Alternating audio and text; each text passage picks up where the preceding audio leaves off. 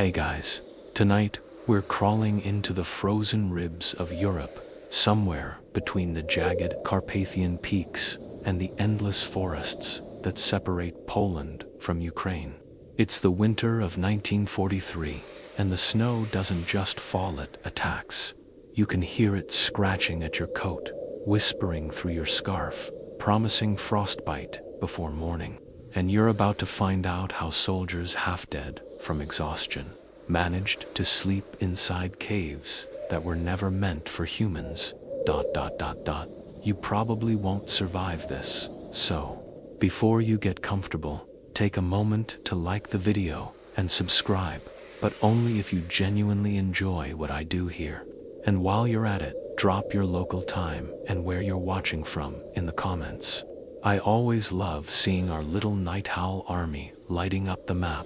Now, dim the lights, maybe turn on a fan for that soft background hum, and let's ease into tonight's journey together. Snow bites your cheeks as you trudge uphill, rifle slung over one shoulder, boots stiff as iron. The retreat has gone on for weeks, and the world has turned into an endless field of white teeth ready to chew you up. You don't even feel your fingers anymore. Every step is an argument between muscle and ice. Someone behind you curses softly, voice muffled by the storm. Ahead, your sergeant shouts something, but the wind eats the words. Then you see it. A black mouth in the hillside, no wider than a truck, half hidden by a cave. You and the others scramble toward it like moths chasing a candle. Inside, the light dims instantly. Your breath turns visible, curling in small white ghosts before fading into the dark. The first thing you notice is silence. Not peace, just the kind of silence that listens back. You stomp your boots, shaking off the crusted ice. The cave floor is uneven, slick with frozen mud and old stones. Someone mutters, "At least it's not open sky." Another laughs, hollow and brittle. Historians still argue whether these mountain caves were planned refuges or accidents of desperation. Some believe local guides led retreating troops to them, using knowledge of the terrain that only shepherds once knew. Others think soldiers simply stumbled across them, like you just did, and decided that anything with a roof of stone was better than dying in the snow. You drop your pack and sink against the wall. The stone is colder than death itself. Every breath echoes somewhere deeper in the cave. Dripping water keeps time like a broken clock. A few men light a single candle. The tiny flame throws enormous shadows. Your comrades' faces stretch long and monstrous across the rock. You all look like cavemen who've misplaced civilization. Your fingers tremble as you unbuckle your gear. The metal parts burn with cold. The last of your rations, a square of black bread and something pretending to be sausage, has frozen solid. You knock it against your helmet, and it sounds like stone. Someone jokes that you could use it as a hammer. You all laugh, though it's not really funny. You remember hearing before the retreat that some units used dynamite to expand these caves, turning them into crude barracks. You glance around and doubt it. The walls are rough and raw. Nature carved this place long before war existed. You imagine prehistoric hunters crouching here, whispering the same prayers for warmth. A soldier near you coughs. The sound bounces off every surface. You notice his breath forming rings of vapor that glow in the candlelight, like halos for the damned. Another man takes off his boots, rubbing his feet furiously. The smell hits everyone at once, a mix of sweat, leather, and decay. You all groan, but no one complains. Survival is no longer about comfort. It's about endurance. Someone tries to start a fire near the entrance, using a few frozen branches and a page torn from a German field manual. The spark dies instantly. The wind, rushing through the cave's mouth, devours it. No fire, an older corporal warns. Smoke'll give us away. He's right. Enemy patrols still roam these valleys, and a single wisp of smoke could call down shells. So, instead of flames, you get darkness. Instead of warmth, you get the company of other men freezing beside you. There's an odd comfort in that, the shared misery somehow making it bearable. You curl your knees up, bury your face in your scarf, and listen to the strange music of the mountain. The wind's howl, the slow drip, the occasional groan of ice expanding in the rock. Your mind drifts to something strange, the last barracks you slept in, where you complained about bad mattresses and lumpy pillows. Now, you'd kill for either. It's funny how the definition of luxury changes once you start negotiating with frostbite. Outside, the snow thickens, swallowing the world whole. Inside, the air is heavy and damp. One soldier whispers a joke about how maybe bears used to sleep here before you did. Another answers, "Then we took their job." Everyone chuckles softly. Even in misery, humor survives. You try to close your eyes, but the cold keeps shaking you awake. Each breath feels like inhaling needles. Still, you press your back to the wall and tell yourself you'll rest just for a moment. Somewhere far away, artillery thuds like distant thunder. You tell yourself it's miles off. You tell yourself you're safe. You know neither is true. Some historians later wrote that soldiers found these caves psychologically protective. The stone felt eternal, immune to chaos, a reminder that wars come and go, but the earth endures. Maybe that's why, even as your body trembles and your teeth chatter, there's a strange calm in this hollow mountain. It's as if the cave itself is whispering, "I've seen worse. You'll pass too." The candle sputters low. Shadows bend and stretch like living things. You pull your coat tighter and whisper a single thought into the frozen dark. "Just let me sleep until morning." The cave doesn't answer, but it doesn't have to. The wind outside grows angrier overnight. You wake to its moaning jazz sound that feels half human, half beast. The entrance to the cave has narrowed under drifts of snow, glowing faintly blue from the daylight beyond. You crawl toward it, pull back a flap of burlap someone hung as a makeshift curtain, and watch the storm swirl. Everything outside is colorless, motionless, lifeless. You realize you've entered a world where time doesn't move. It just shivers. The mountain exhales mist into the cave. You can feel it crawl down your neck. The air smells like minerals and death-wet rock mixed with gun oil. You wrap your scarf tighter, but it's like fighting a ghost. Cold here doesn't bite. It seeps. It gets under your fingernails, behind your eyes, into your thoughts. Someone says, "If we stay here long enough, we'll turn into statues." No one laughs this time. You take stock of your The cave walls glisten like glass, thin sheets of ice reflecting candlelight. In some corners, stalactites hang like frozen daggers. The ceiling breathes condensation that drips rhythmically, slow, cruel torture by water. You crouch beside one of the puddles forming beneath it, running a finger through. It's bitterly cold, but clean. Maybe drinkable. The sergeant orders a few men to explore deeper inside. You join them, ducking through a narrow passage that leads farther into the mountain. The air grows heavier, quieter. Your footsteps echo like intrusions. You half expect to find bones ancient or modern because soldiers have been running to caves since wars began. Romans, Mongols, Russians, Germans, they all sought stone when the world outside burned. Historians still argue whether cave shelters were a tactical plan or a last-minute panic move. Soviet archives suggest engineers mapped natural caverns for retreat routes, but veterans later swore it was pure chaos. We just followed the wind until we found a hole. The truth, as always, probably sits somewhere in the cold middle at one bend. You find a crude carving scratched into the wall, a name illegible followed by a date, 1942. Someone was here before you. You touch the letters. The ice has sealed them in a tiny fossil of desperation. For a second, you feel less alone. When you return to the main chamber, the others have rearranged supplies. They've stacked crates and rucksacks to block drafts, creating tiny alcoves that pretend to be private rooms. It's ridiculous in men packed into one frozen stomach, but it gives the illusion of order.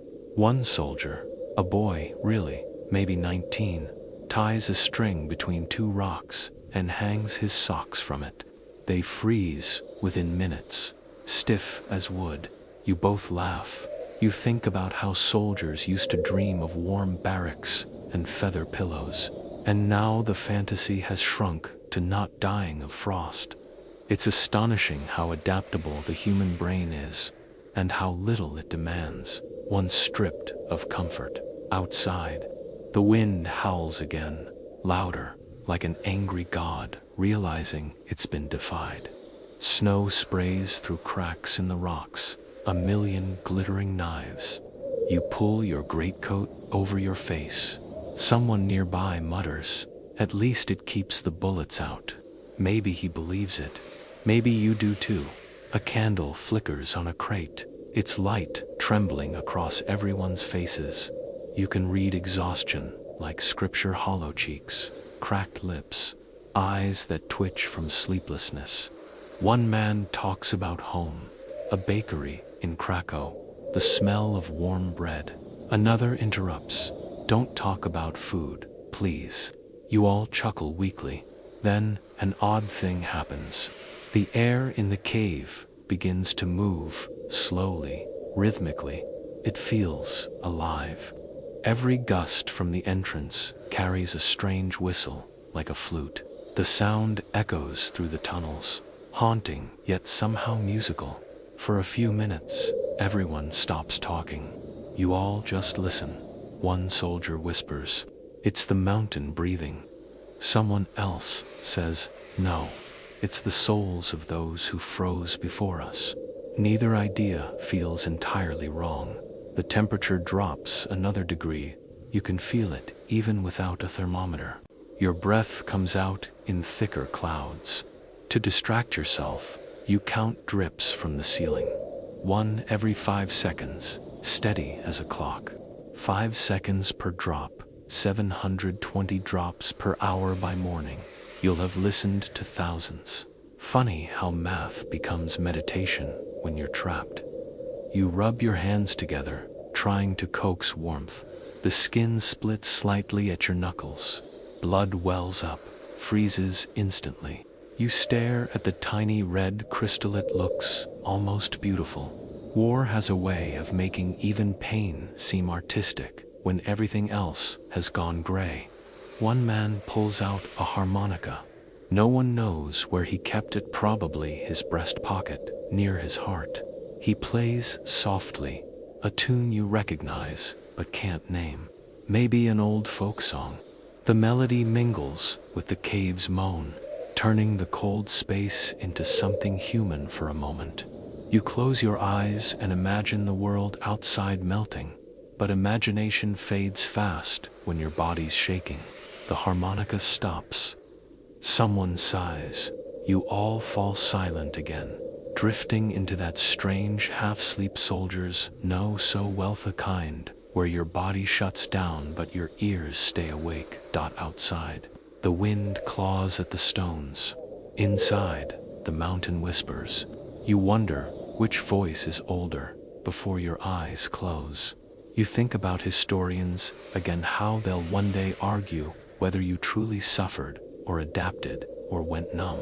But they'll never know what it felt like to have the air itself weigh more than your heart. the last sound before you slip into uneasy sleep is that haunting whistle through the caves, throat steady, mournful, alive. When morning comes, you don't notice at first.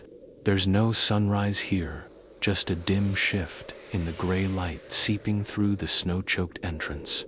Someone kicks your boot. Up, he mutters. His breath puffs out like cigarette smoke. You sit up slowly, every muscle protesting, the cold gnawing at your joints like invisible rats. The cave feels even smaller now. The walls have closed in, or maybe your mind has. You shuffle forward and step into the faint daylight. The snow outside is blinding, pure white, stretched endlessly across the ridges. The sky itself seems frozen solid. You take one breath of that air sharp as glass and retreat inside again. You've confirmed what you already knew. Leaving the cave isn't an option. You drop back to the floor, your rifle clattering beside you. The sound echoes strangely, bouncing off the icy stone.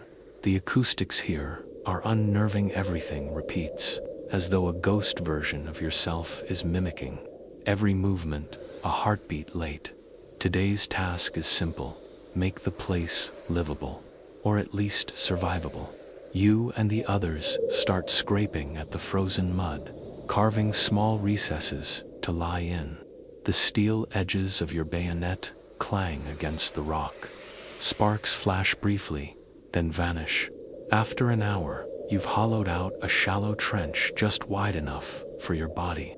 It's like digging your own coffin, but you'll take it. Coffins are warmer.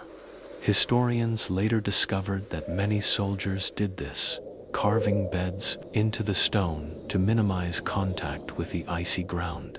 Some units even layered the hollows with straw, hay, or pine needles if they could find any. You have none of those luxuries. You just scrape, sweat, and hope. Sweat, that's the dangerous part. Once it forms, the cold steals it. You wipe your forehead with a rag, but the moisture instantly crystallizes on your sleeve. You feel like a man freezing from the inside out. A corporal named Mikhail starts stacking rocks to make a wall near the entrance, trying to block the draft. You help, pressing your numb fingers against the stones. They cling to your skin like magnets. When you finally pull away, you leave a few layers of flesh behind. You don't even wince. Pain has become background noise, like breathing. Imagine this back home, Mikhail says, through chattering teeth. We'd be legends. Sleeping in a cave like wolves. You grin weakly. Yeah, but wolves are smarter. They know when to hibernate. He laughs, then coughs. The sound turns into a hacking fit that shakes his whole body. You both know it's bad. In this cold, every cough could be the start of pneumonia. You pat his shoulder. But there's nothing else you can do. Someone farther in the cave manages to start a tiny fire using a tin can and strips of cloth soaked in fuel from a disassembled lamp. The flame is pitiful, trembling like a scared animal, but everyone gathers around it instantly. The smell of burning fabric mixes with the metallic temps of smoke. The light flickers across hollow faces and men, 10 ghosts pretending to be alive. You hold your hands near the heat. It barely registers. Still, the orange glow feels like a miracle. For a few moments, the shadows look softer, the cave less cruel. One man pulls out a chunk of hardtack and smacks it with a rock until it cracks. He soaks it in melted snow and chews slowly. You watch, fascinated, as if it's a luxury meal. He offers a piece. You shake your head. Save it, you say. You'll need it more than me. You mean it, but mostly, you can't face the taste. There's a soft sound behind you, someone humming. You turn and see a soldier tracing lines on the cave wall with a blackened piece of charcoal. He's drawing a map, or maybe a memory. It's a crude sketch of a house, a woman, and a dog. You can't help but smile. The human instinct to leave marks proof of existence survives even here. You join him. With a stub of burnt stick, you draw beside his picture a cup of steaming coffee. He laughs quietly. "You're cruel," he says. "Now I'm hungry and homesick." The cave starts to feel less like a tomb and more like a bizarre dormitory. Each man has his tiny niche, his rituals. One keeps whittling a stick into the shape of a spoon. Another rewinds his watch every hour, even though time has no meaning. Someone mutters prayers in polish. These small acts keep you sane. Maybe that's the real insulation, the mind's refusal to freeze. As evening creeps back, the wind rises again. The draft wall trembles.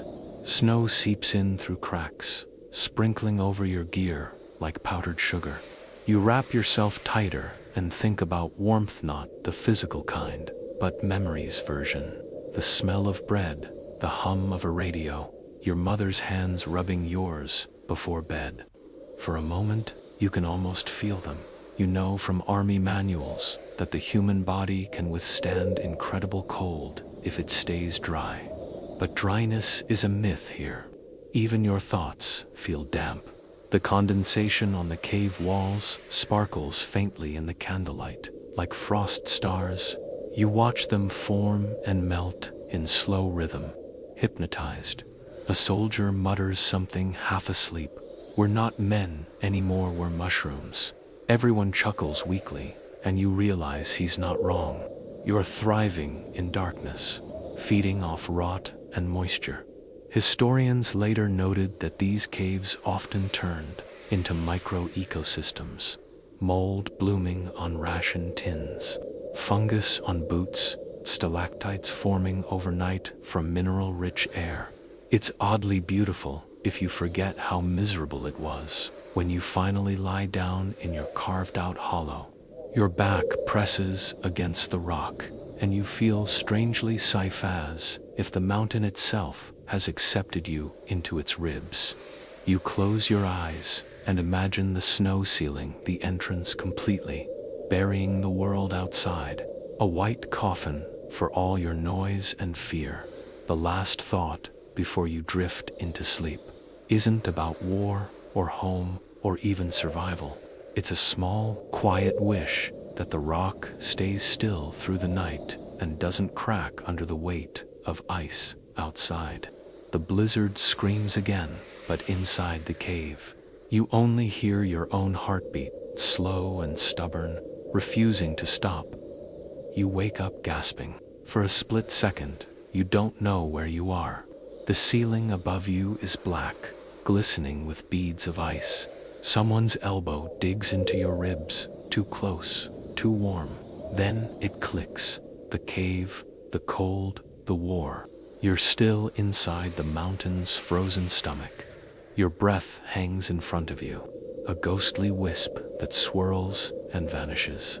The fire has died during the night. Only a faint ember glows, like an eye refusing to shut. You crawl toward it, blow gently, and the tiny spark flares red for a moment before fading again. The air tastes of burnt cloth and iron. You think about lighting it again, but you stop yourself. The corporal's warning from yesterday echoes in your head. Smoke will give us away. And he's right. Somewhere beyond these slopes, scouts are sniffing for warmth. A puff of smoke in the wrong wind could call down artillery faster than you can say home, so you settle for the darkness. Soldiers on retreat learn quickly. Comfort is dangerous. Fire is luxury, and luxury gets you killed. You pull your coat tighter and feel the thin wool rasp against your neck. The lining is damp. It's always damp. Even your breath seems to wet the air. Your boots, stiff as boards, clack when you try to move your toes. For a moment, you consider taking them off, but you've seen what happens when someone does that. The cold doesn't forgive. Outside, a dull explosion rumbles far away. but close enough to remind you the war hasn't frozen. You imagine men on the other side of the valley, huddled in their own caves, wondering if you're still alive. Maybe they're just as afraid to strike a match. The cave's air is heavy, almost alive. You can hear it moving, groaning softly, like the mountain is shifting in its sleep. The sound unsettles you. You glance toward the walls and spot thin white tendrils spreading down from the ceiling, frost veins, slowly crawling across the stone-like living roots. They glitter in the faint candlelight. It's beautiful in a cruel way. You reach into your pack and pull out a half-empty tin of sardines. The oil inside has solidified into pale jelly. You dig at it with a pocket knife, scoop a lump onto a piece of bread, and swallow. The taste is metallic, sharp, but at least it's taste. Hunger has no pride. The man beside you, a quiet radio operator named Tomas, watches with hollow eyes. You offer him a piece. He hesitates, then takes it. "Coldest meal I ever had," he says. You smirk. Could be worse. Could be the same meal, but with company you hate. He almost smiles. "I'd still eat it." Humor, that fragile spark, keeps flickering even here. Maybe it's the last fire left. Historians later wrote that soldiers in these winter retreats learned a kind of silent brotherhood. Speech wasted warmth, so men talked less, moved slower, became creatures of breath and instinct. Some accounts say you could go days without hearing anyone's full sentence. The silence wasn't emptiness, it was conservation. The corporal returns from the entrance, brushing snow off his shoulders. "White out," he mutters. "We're sealed in for the day." No one reacts. Being trapped is old news. He sets down a dented metal boxer, fuel can, maybe, and opens it. Inside are the remnants of a candle stub and a single match. "We use this tonight," he says firmly. "Not now." He closes the lid and sits. You realize you've started to measure time by candles, not clocks. A flame equals an evening. No flame means eternity. By midday, condensation has turned the cave into a strange ecosystem. Drops fall from the ceiling like slow rain. Each one hits the floor with a faint plink that echoes endlessly. You count them without meaning to, marking rhythm in a world without hours. You think about the last time you slept indoors, a barracks, maybe a farmhouse. The memory feels distant, almost fictional. A warm bed, blankets, a stove. It's astonishing how quickly the human mind forgets softness once it's been stripped away. Your sergeant crawls over, wiping frost from his mustache. "We'll take shifts at the entrance," he says, "just in case." In case of what? Someone mutters. He shrugs. "Everything." You volunteer for the first watch. Crawling toward the mouth of the cave, you find the air colder but strangely clearer. You can see maybe a few meters into the storm before it turns into a white blur. The wind screams, carrying the faint smell of pine and gunpowder.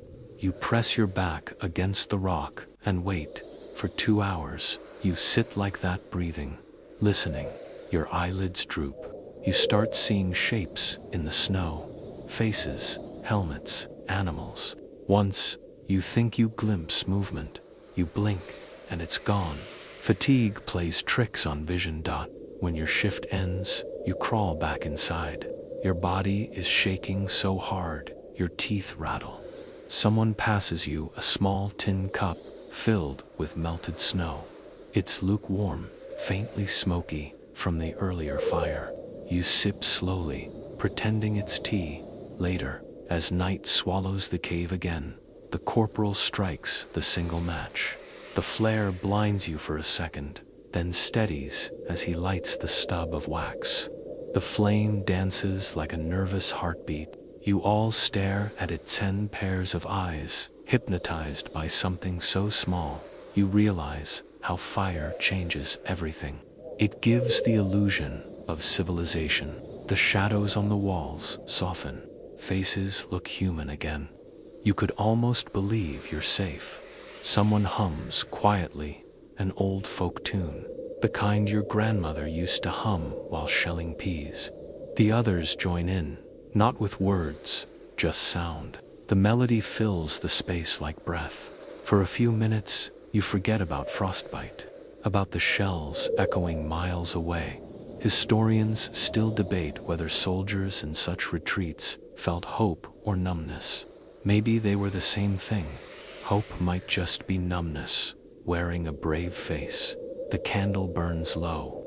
The corporal shields it with his hand, whispering something like a prayer. You close your eyes and listen to the flicker. Tonight, there's no laughter, no arguments, no fear, just breathing slow, rhythmic, human. The kind that says, we're still here. You wake before dawn not because of any sound, but because your body refuses to lie still another second. Your back aches from the stone, your knees throb, and your fingers feel more like splinters of wood than flesh. For a moment, you think the air has gotten warmer, but it's just your own breath curling back toward you in thicker clouds. Someone is whispering nearby. You tilt your head and see two soldiers crouched by a pile of rags and straw. They're rearranging it carefully, almost tenderly. Blankets, one murmurs, kind of. You drag yourself closer, curious. The blanket is an unholy patchwork of burlap sacks, bits of uniforms, and what might once have been a horse blanket. It stinks of sweat, mildew, and old straw, but when you touch it, your fingers don't sting from the cold immediately. That's enough. You join in, tearing strips from an old coat to add to the pile. Soon, you've built a lumpy mattress that can fit 2 men, a ridiculous luxury. You press your palm into it, and for the first time in days, something gives under your touch. Not much, but enough to fool your bones. Historians say soldiers during the winter retreats scavenged every possible material to create insulation, hay stolen from barns, pages torn from abandoned books, even wads of dried grass stuffed into clothing. Some units shredded spare maps to line their boots. You'd do the same without hesitation. Paper burns fast, but it warms even faster. If only for seconds, you shake out a bit of straw onto your trench-shaped sleeping hollow. The smell is earthy, almost comforting. It reminds you of summer barns, of laughter you've half forgotten. Memory, it turns out, is the warmest blanket you own. Tomas, the radio operator, watches you. You know, he says softly, my mother used to put hot bricks in our bed before winter nights, wrapped in cloth. You grin weakly. Trade you 3 tins of sardines for 1 brick. He laughs a real laugh this time, loud enough to echo. The others glance over, startled. Then someone else chuckles, and for a brief moment, the cave feels like a home full of bad jokes, instead of a tomb full of men. By midday, the patchwork bedding spreads across the floor like a chaotic quilt. Everyone contributes something: shirts, socks, even scraps of rope to tie the layers together. You lie down on your portion and exhale. It's still cold, but not cruel. The difference feels enormous. You realize, with a strange pang of pride, that this ragged bedding is a victory, a small rebellion against the elements. Then the smell hits. Damp fabric, unwashed bodies, and something metallic underneath it all. The air has thickened overnight, every breath tasting like rust. The cave's walls glisten darker now, as if sweating along with you. You sit up, rubbing your temples.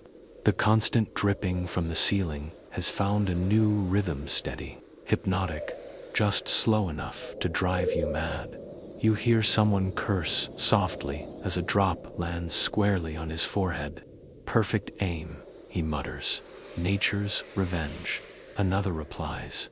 You smile into your sleeve. As the day stretches on, the cold shifts from sharp to heavy. It doesn't stab anymore, it just sits on you, like a weight you can't move. The straw has absorbed moisture, becoming clammy and dark. Still, no one dares complain. Every inch of insulation counts. Historians debate whether these improvised blankets did much good. Some claimed the straw trapped moisture, actually speeding frostbite. Others argued that without them, thousands more would have died. You decide, it doesn't matter. In war, comfort isn't measured in degrees, it's measured in moments when you can close your eyes without shaking as night falls. The corporal rations out another small candle. The flicker glows gold against the damp walls, reflecting in the puddles like miniature suns. You all curl up close, wrapped in your makeshift bedding. Someone hums again, a habit now, a quiet ritual before sleep. Outside, wind still howls through the valley, but the sound no longer feels hostile. It's just there, like ocean waves you've grown used to. You almost feel sorry for it. The storm is screaming, and you're not listening anymore. You press your face into the straw and close your eyes. Your mind drifts, slower this time, softer. You imagine being home, not in a bed, but lying in a field on a summer afternoon. Grass scratching your arms, bees humming somewhere nearby. The smell of earth in your nose is the same, except back home it meant life, not survival. Someone shifts beside you, murmuring in his sleep. Another coughs. The sound echoes faintly, almost melodic. You count the breaths of the men around you, and the rhythm lulls you deeper. It's strange how quickly the body learns new lullabies. Before you drift off, you think about how odd it is that something so filthy, wet straw and dirty fabric can feel like salvation. You whisper a joke to no one. Luxury accommodation, mountain view, includes complimentary rats. The thought makes you smile. If you can still joke, maybe you're still alive. And somewhere between that thought and sleep, the line between cave and home blurs. The cold softens. The stone feels like skin. For the first time since the retreat began, you sleep deeply, dreamlessly, like the mountain itself is holding you. You wake to a strange sound, soft, rhythmic, almost gentle. For a few seconds, you think it's rain. But then you remember, rain doesn't fall here. It's the cave breathing again. The moisture from all your bodies has condensed overnight, turning the air thick and misty. When you open your mouth to yawn, it feels like drinking fog. The entire cave glows faintly blue from the thin daylight filtering through the snow-blocked entrance. A thin film of ice coats the walls, catching every flicker of candlelight like crystal veins. You sit up slowly, stretching your arms. The air is so cold, it crackles in your lungs. All around you, men stir under their straw blankets, blinking into the gloom. No one speaks yet. Words come later. After warmth, if warmth ever comes. You take your canteen and shake it, empty again. You crawl toward a small hollow where melted snow drips steadily from a crack in the ceiling. Someone's placed a tin mug beneath it overnight. The rim has frozen over, a thin collar of ice forming a tiny halo. You tap it lightly. It shatters like glass. You take a sip. It's clean but bitter, tasting faintly of stone. When you exhale, your breath curls upward and vanishes into the mist. You realize the whole cave has become a cloud. Every movement stirs the vapor. Every breath shapes it. You wave your hand slowly, watching the air ripple. It's beautiful and eerie at once, like living inside a lung. Tomas mutters from behind you, voice raspy. Feels like the mountain's alive. You nod. Maybe it is. Maybe we're inside something that's dreaming of spring. He snorts. Then it's having a nightmare.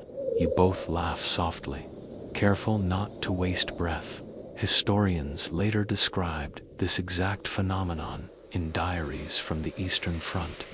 Caves and bunkers where humidity was so high that ceilings wept. Soldiers sometimes called it the mist room. They said it felt like sleeping in the mouth of the world. Some believed it was poisonous, that the air itself made men slower, duller, less human. You can understand why. The moisture sticks to your skin like a second coat. Your hair is damp. Even your rifle sweats a thin layer of frost melting along the barrel. You wipe it clean with a rag, careful to keep the mechanism dry. A frozen weapon is worse than no weapon at all. Someone near the entrance sneezes violently, then swears. The sound echoes, rolling through the chamber like thunder. The corporal glares. "Quiet," he hisses. Sound carries, but it's too late. You all hear it, the faint clap of echo, bouncing far down the tunnel. For a moment, everyone freezes, listening. Nothing answers, just the drip, drip, drip. Still, the reminder stings. Even the mountain has ears. You huddle back into your straw, rubbing your hands together. They're cracked and red, each knuckle a tiny wound. The oil from your sardine tin worked as hand balm for a while, but that's long gone. Now, the skin peels in thin curls. You flex your fingers anyway. Movement means life. Then you notice something odd. On the ceiling above you, thin icicles have formed long transparent spikes, reaching down like glass fangs. One hangs directly above where you slept. A single droplet trembles on its tip, then falls square onto your cheek. You shiver instinctively. The water is freezing. You wipe your face, glance up again, and whisper, "Guess I'm under attack." The men nearby grin. Humor again, fragile as those icicles. By midday, the cave smells like wet wool, stale breath, and old iron. You start to forget what fresh air feels like.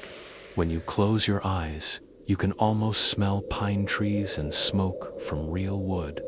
Fire's memories so vivid, they sting. But when you open them, it's always the same gray world, the same dripping music, the same damp air wrapping around you like a wet sheet.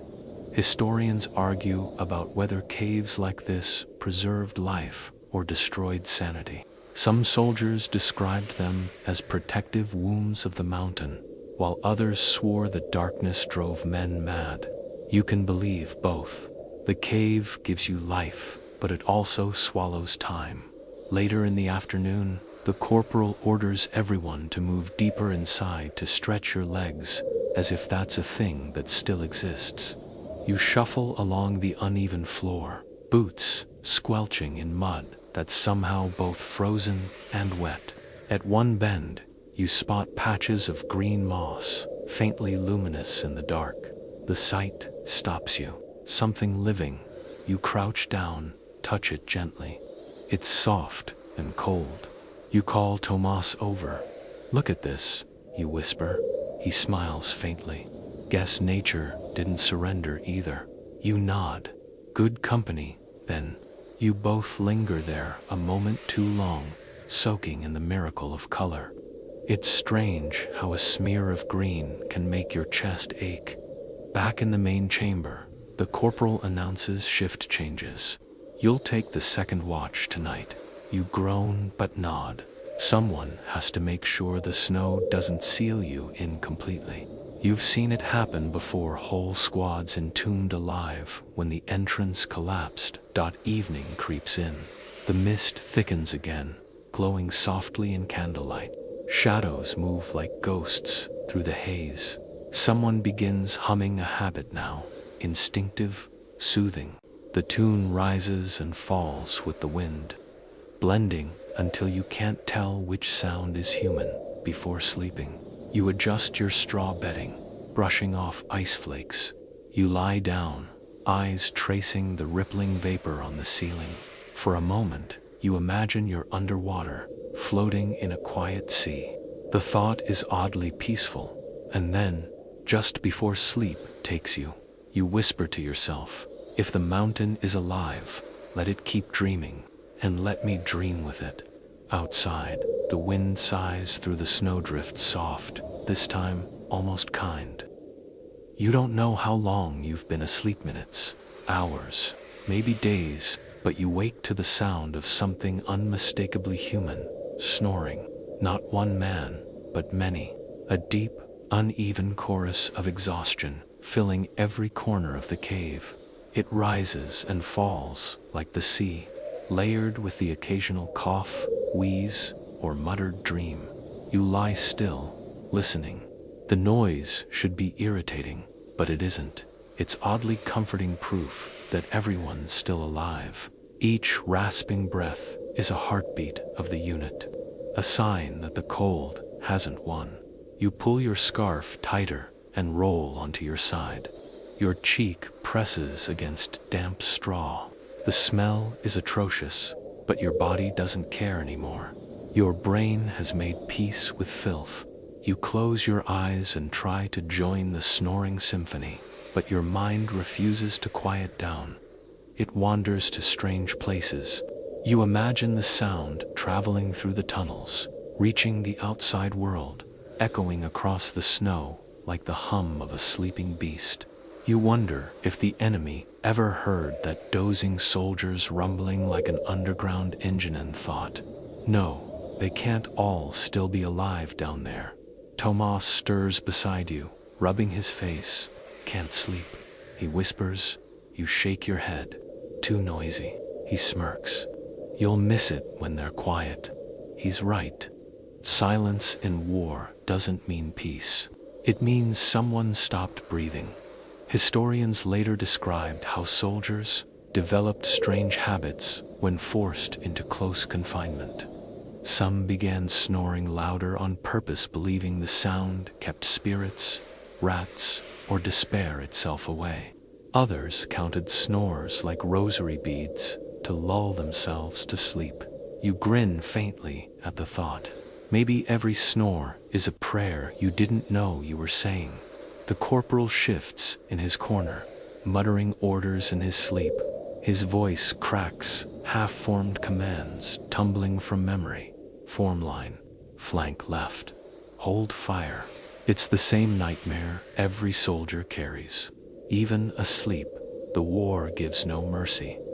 You sit up slowly, brushing frost off your sleeves. The candle stub beside you has burned down to a puddle of wax. Its smoke curls upward, vanishing into the dark like a tired ghost. The air is thick, heavy with breath and sweat. You strike a match to light another candle, shielding the tiny flame with your hand. For a moment, you see all their faces rough, cracked, unshaven, glistening with condensation. Men reduced to elements, bone, steam, and sleep. A soft chuckle escapes your lips. It's absurd. 10 men packed into a stone pocket, each one vibrating with exhaustion, sounding like an orchestra of clogged chimneys.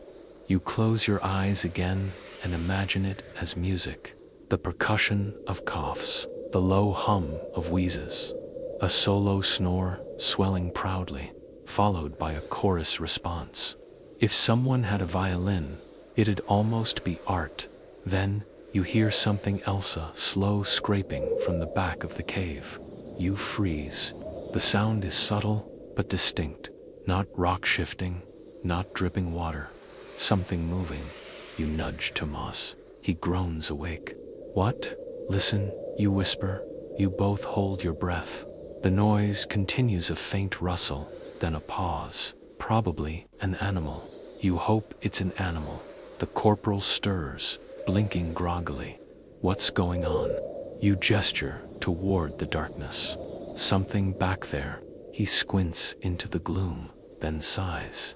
Rat or wind, go back to sleep. You nod, but you don't. Not yet.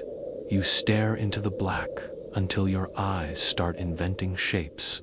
A flicker of movement, a shifting shadow, maybe it's just your brain playing tricks. Finally, exhaustion wins. You slump back down, pulling the blanket to your chin.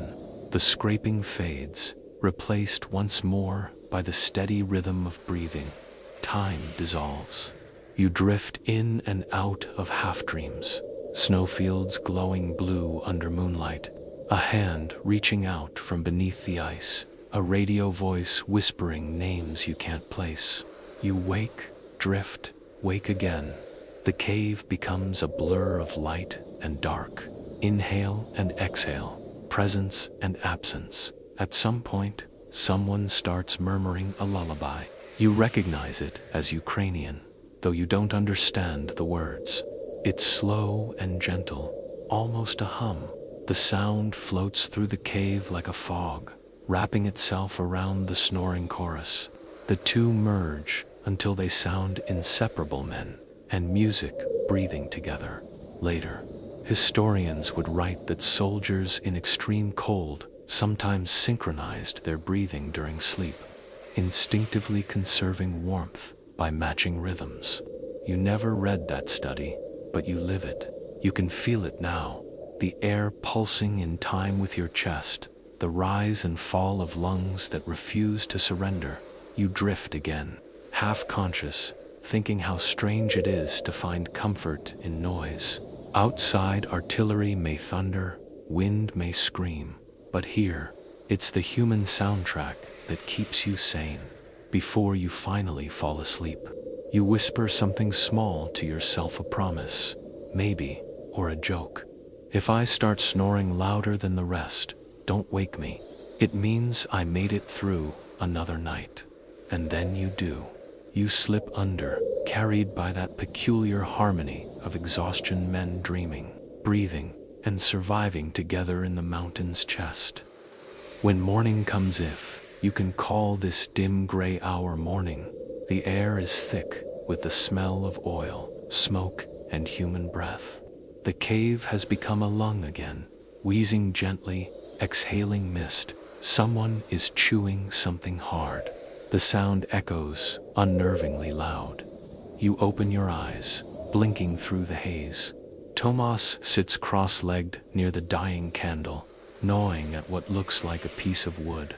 Bread, he mutters, with his mouth full, frozen stiff. Could hammer nails with it. You grin sleepily. Try not to break your teeth. He shrugs and keeps chewing, jaw muscles working like pistons. You fumble for your own rations, a tin of sausage, unopenable by ordinary means. You wedge it under your boot heel and press until the metal creaks. The lid finally pops with a small hiss. Inside, the sausage is gray and solid, shining faintly with frozen fat. You poke it with your knife, chip off a sliver, and hold it between your teeth until your body heat softens it. Historians later wrote that soldiers learned to cook their meals with body heat alone, tucking tins inside coats, or holding them under armpits for hours. It was absurd but effective. You decide to try it. You slip the tin inside your jacket, right over your heart. It's a ridiculous symbol, but may be appropriate. The corporal passes around a canteen half full of melted snow. Everyone takes a sip, savoring the lukewarm taste of minerals and rust. Breakfast of champions. Someone jokes. Champions of what? Another answers. Freezing. The laughter is weak, but genuine.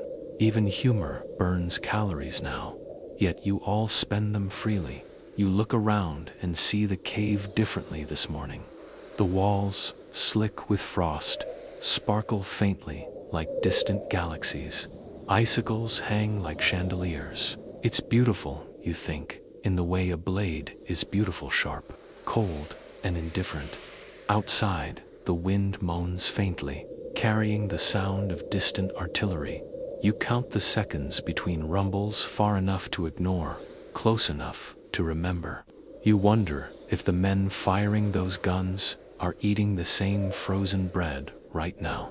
Tomas finishes chewing and starts tapping his tin cup with a spoon, softly at first, then rhythmically. It echoes off the stone like a slow drumbeat. Another soldier joins in, humming under his breath. The sound spreads, filling the cave. Music again, the one luxury no one can ration. But the moment breaks when the corporal speaks. We need more water. Melt snow, carefully. You sigh and pull your helmet off. It's dented, scratched, ugly, but it'll hold snow.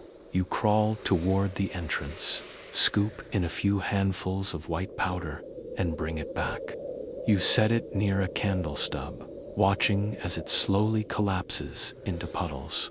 Tomas leans over, looks like soup. You smirk. The gourmet menu expands daily. Tomorrow we add snowflakes and call it seasoning. You laugh quietly, but the sound catches in your throat. The air is too dry, too heavy. A historian once wrote that humor during these retreats wasn't just moralit, was triage for the soul. Without laughter, men froze faster.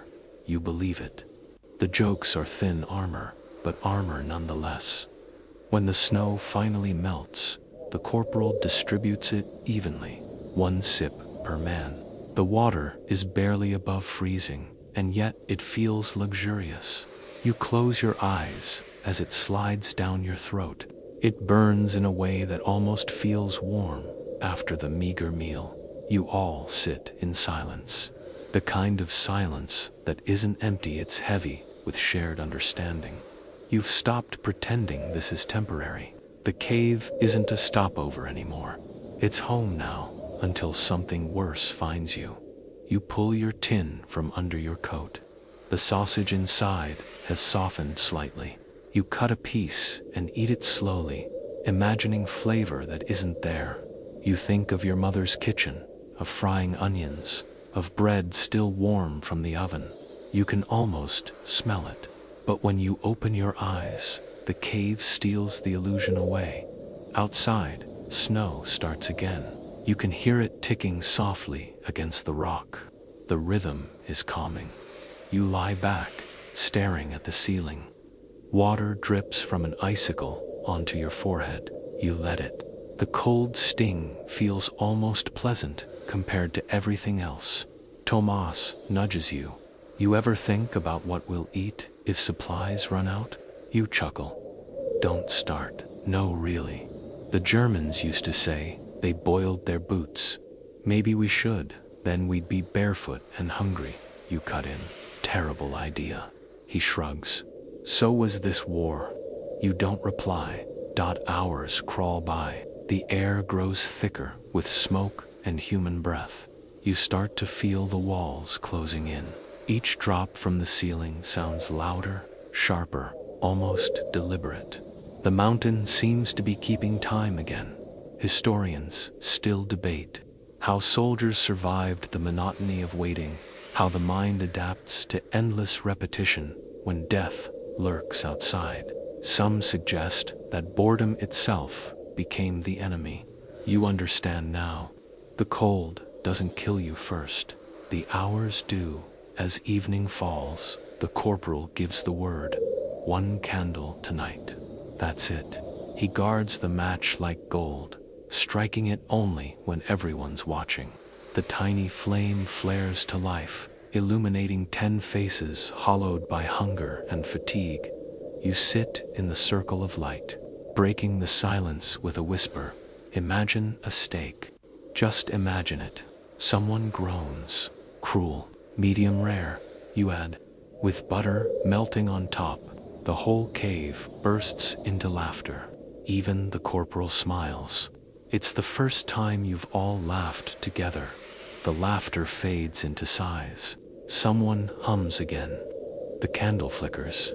Outside, snow keeps falling. Silent as Ashdod, you close your eyes, letting your body sag into the straw. You don't know if you'll dream or if the mountain will simply press you into sleep. Either way, it doesn't matter. For a few minutes, you're full not with food, but with something far rarer out here, warmth that comes from each other. When the cave ceiling cracks for the first time, you think it's thunder, a low groan, then a sharp snap that echoes like rifle fire. Everyone freezes mid. The candle flame trembles. Dust sifts from above, swirling through the mist like brown snow. Then silence again. The corporal lifts his head, eyes narrow. "That wasn't thunder," he says quietly. You stare upward.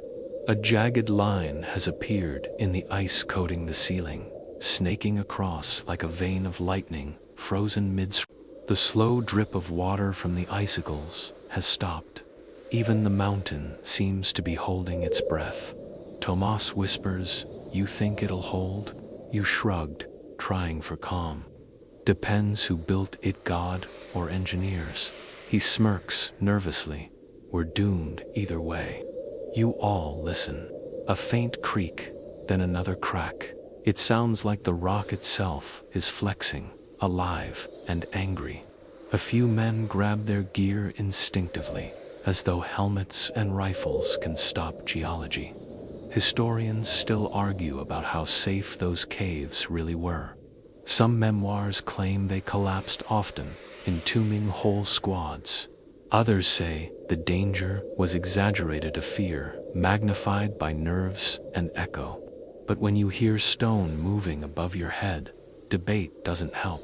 You just know you're one bad vibration away from eternity. The corporal stands slowly, his breath clouding the air.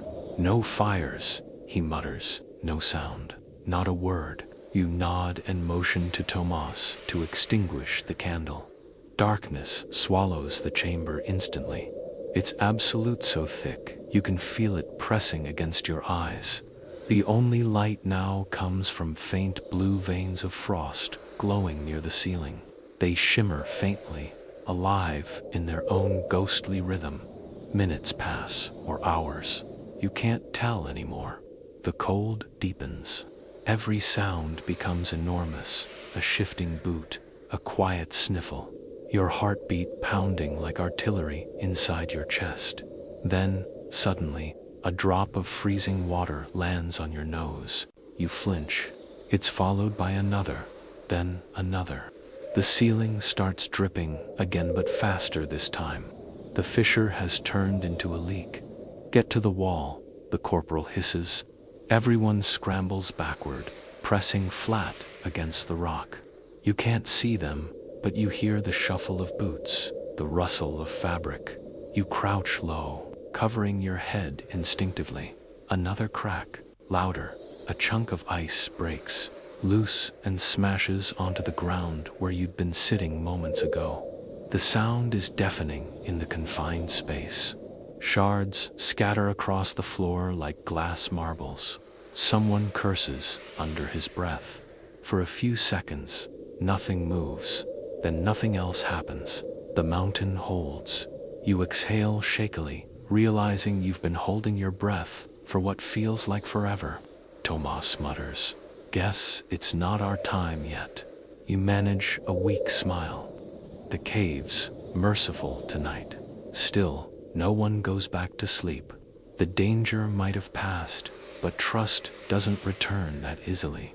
The corporal sits near the collapsed section, watching the ceiling like a man guarding a sleeping dragon. You pull your blanket around you and listen to the dripping again. It's different, now faster, irregular, like the cave is sweating under pressure. Historians later noted that trapped soldiers sometimes developed irrational attachments to their shelters. They began speaking about them as living things. "She's angry today. The cave's tired. The ceiling's breathing heavy."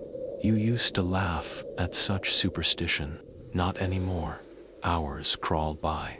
The storm outside howls louder, rattling the rocks. You imagine tons of snow pressing against the mountain, squeezing it like a fist. The cave moans again, a deep, almost human sound. You whisper under your breath, Easy now. Hold together. We're guests, not intruders. Tomas glances over, talking to the mountain. Someone's got to keep it calm. He nods solemnly, as though it makes perfect sense. Eventually, the corporal gives the all clear. Light one candle, he says. Careful. The tiny flame blooms again, and the horror softens. The shadows return to familiar shapes. You look at the fallen chunk of icets the size of a helmet, fractured into pieces that glitter like crystal. You pick one up, turning it in your fingers. Inside the clear mass, a single dark strand of hair is trapped, human, frozen there like a fossil. You show it to Tomas. His expression falters. Maybe from before us, he says. Someone else took shelter here, or didn't make it out, you whisper. The thought lingers like smoke.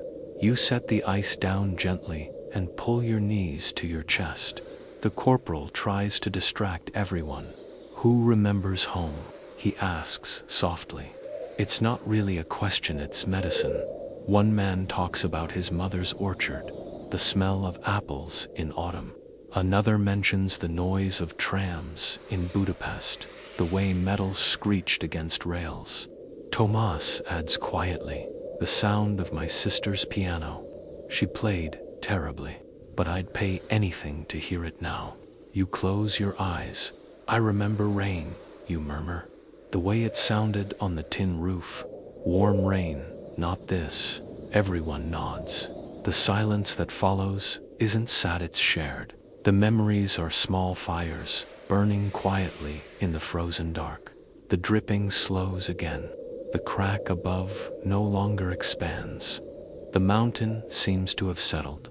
Soothed by your stillness, you lie back down on your straw bedding, tracing the cracks on the wall with your eyes.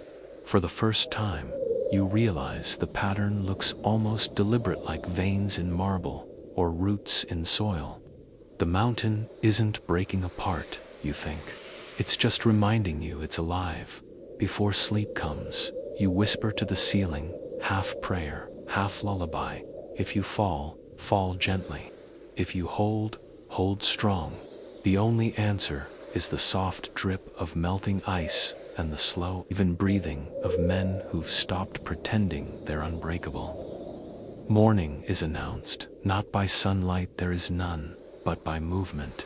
Someone shuffles past, boots crunching on brittle frost, and the scent of smoke from the candle's last breath still hangs in the air. You blink awake, eyes crusted, and find Tomas already sitting up, rubbing his temples. Another night survived, he mutters. Feels like cheating death on installment. You stretch slowly, each joint popping. The straw crackles beneath you, half frozen, half. The drip from the ceiling continues its rhythms, steady, indifferent. You realize that even fear has its schedule here. The cave cracks, the cave drips, the cave breathes, and you wake up again. Routine, the purest form of survival. You reach for your pack, now a damp sack of regret. Inside are three things that still matter. A lighter that doesn't work, a photograph curled from moisture, and a letter from home. The ink has run, but the shape of handwriting remains. Blue veins across yellow paper. You don't need to read it, you've memorized it. Every word echoes in your head like a prayer. Tomas leans closer, curious. You keep that dry. You shrugged, mostly. He smiles faintly. I burned mine. Better that way. Words make you cold. Mine makes me warm. You answer. It reminds me someone thought I'd live. The others begin to stir. The corporal gives a quiet order. Air out the entrance. It's a ritual now each morning. A few men chip away at the snow blocking the mouth of the cave. You crawl over to help, clawing at the packed white wall. The cold stings your fingertips instantly, but the light that leaks through a pale, thin gold feels like touching heaven.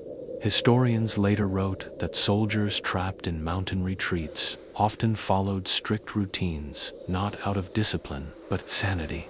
Washing rifles, clearing snow, even shaving with dull razors, small acts that reminded them they were still men, not creatures.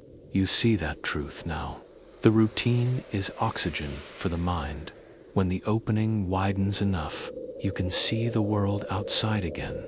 White ridges, snow swirling like smoke, trees burdened under ice. It's silent, perfect, deadly. You stare at it for a long time, your breath fogging the view. For a moment, you imagine stepping out and just walking.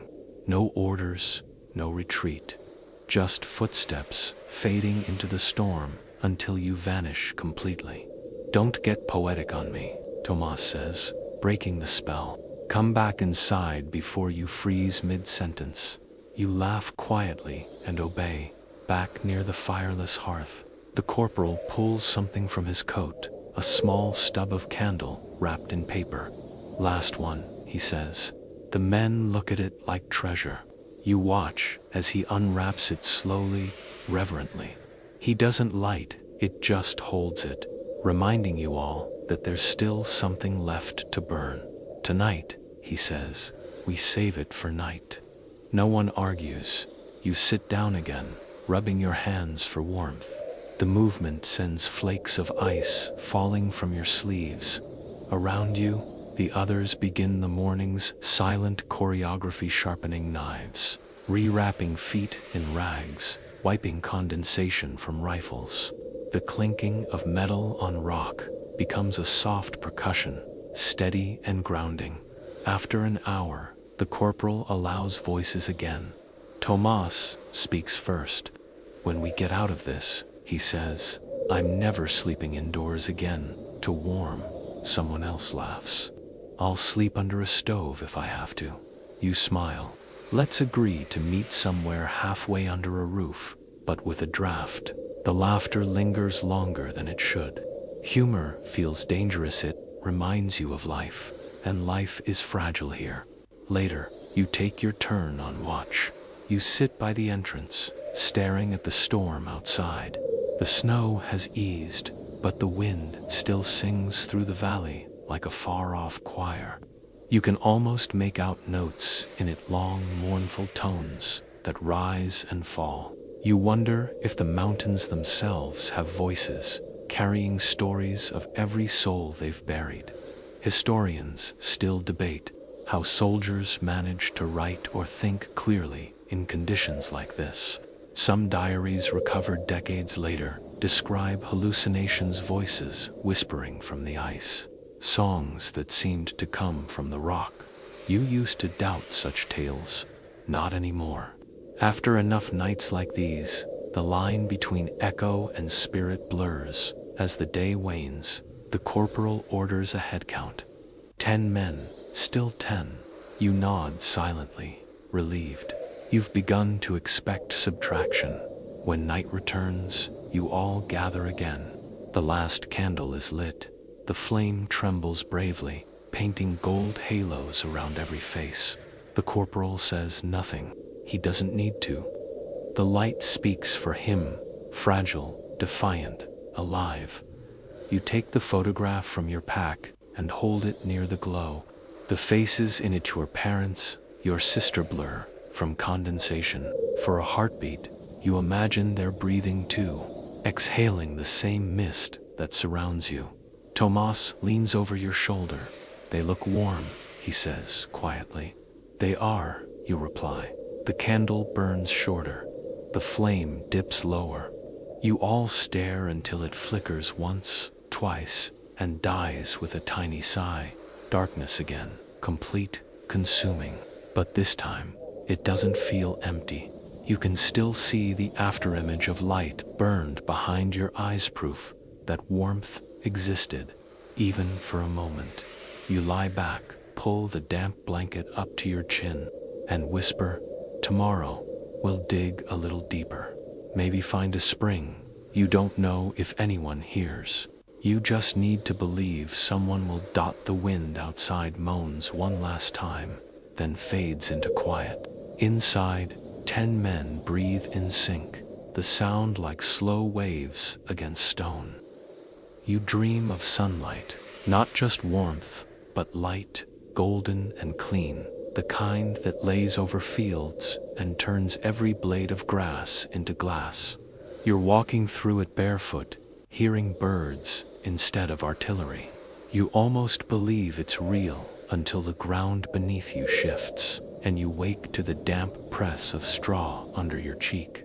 The cave breathes its same cold air, steady and gray. You're not disappointed. You're just used to it now.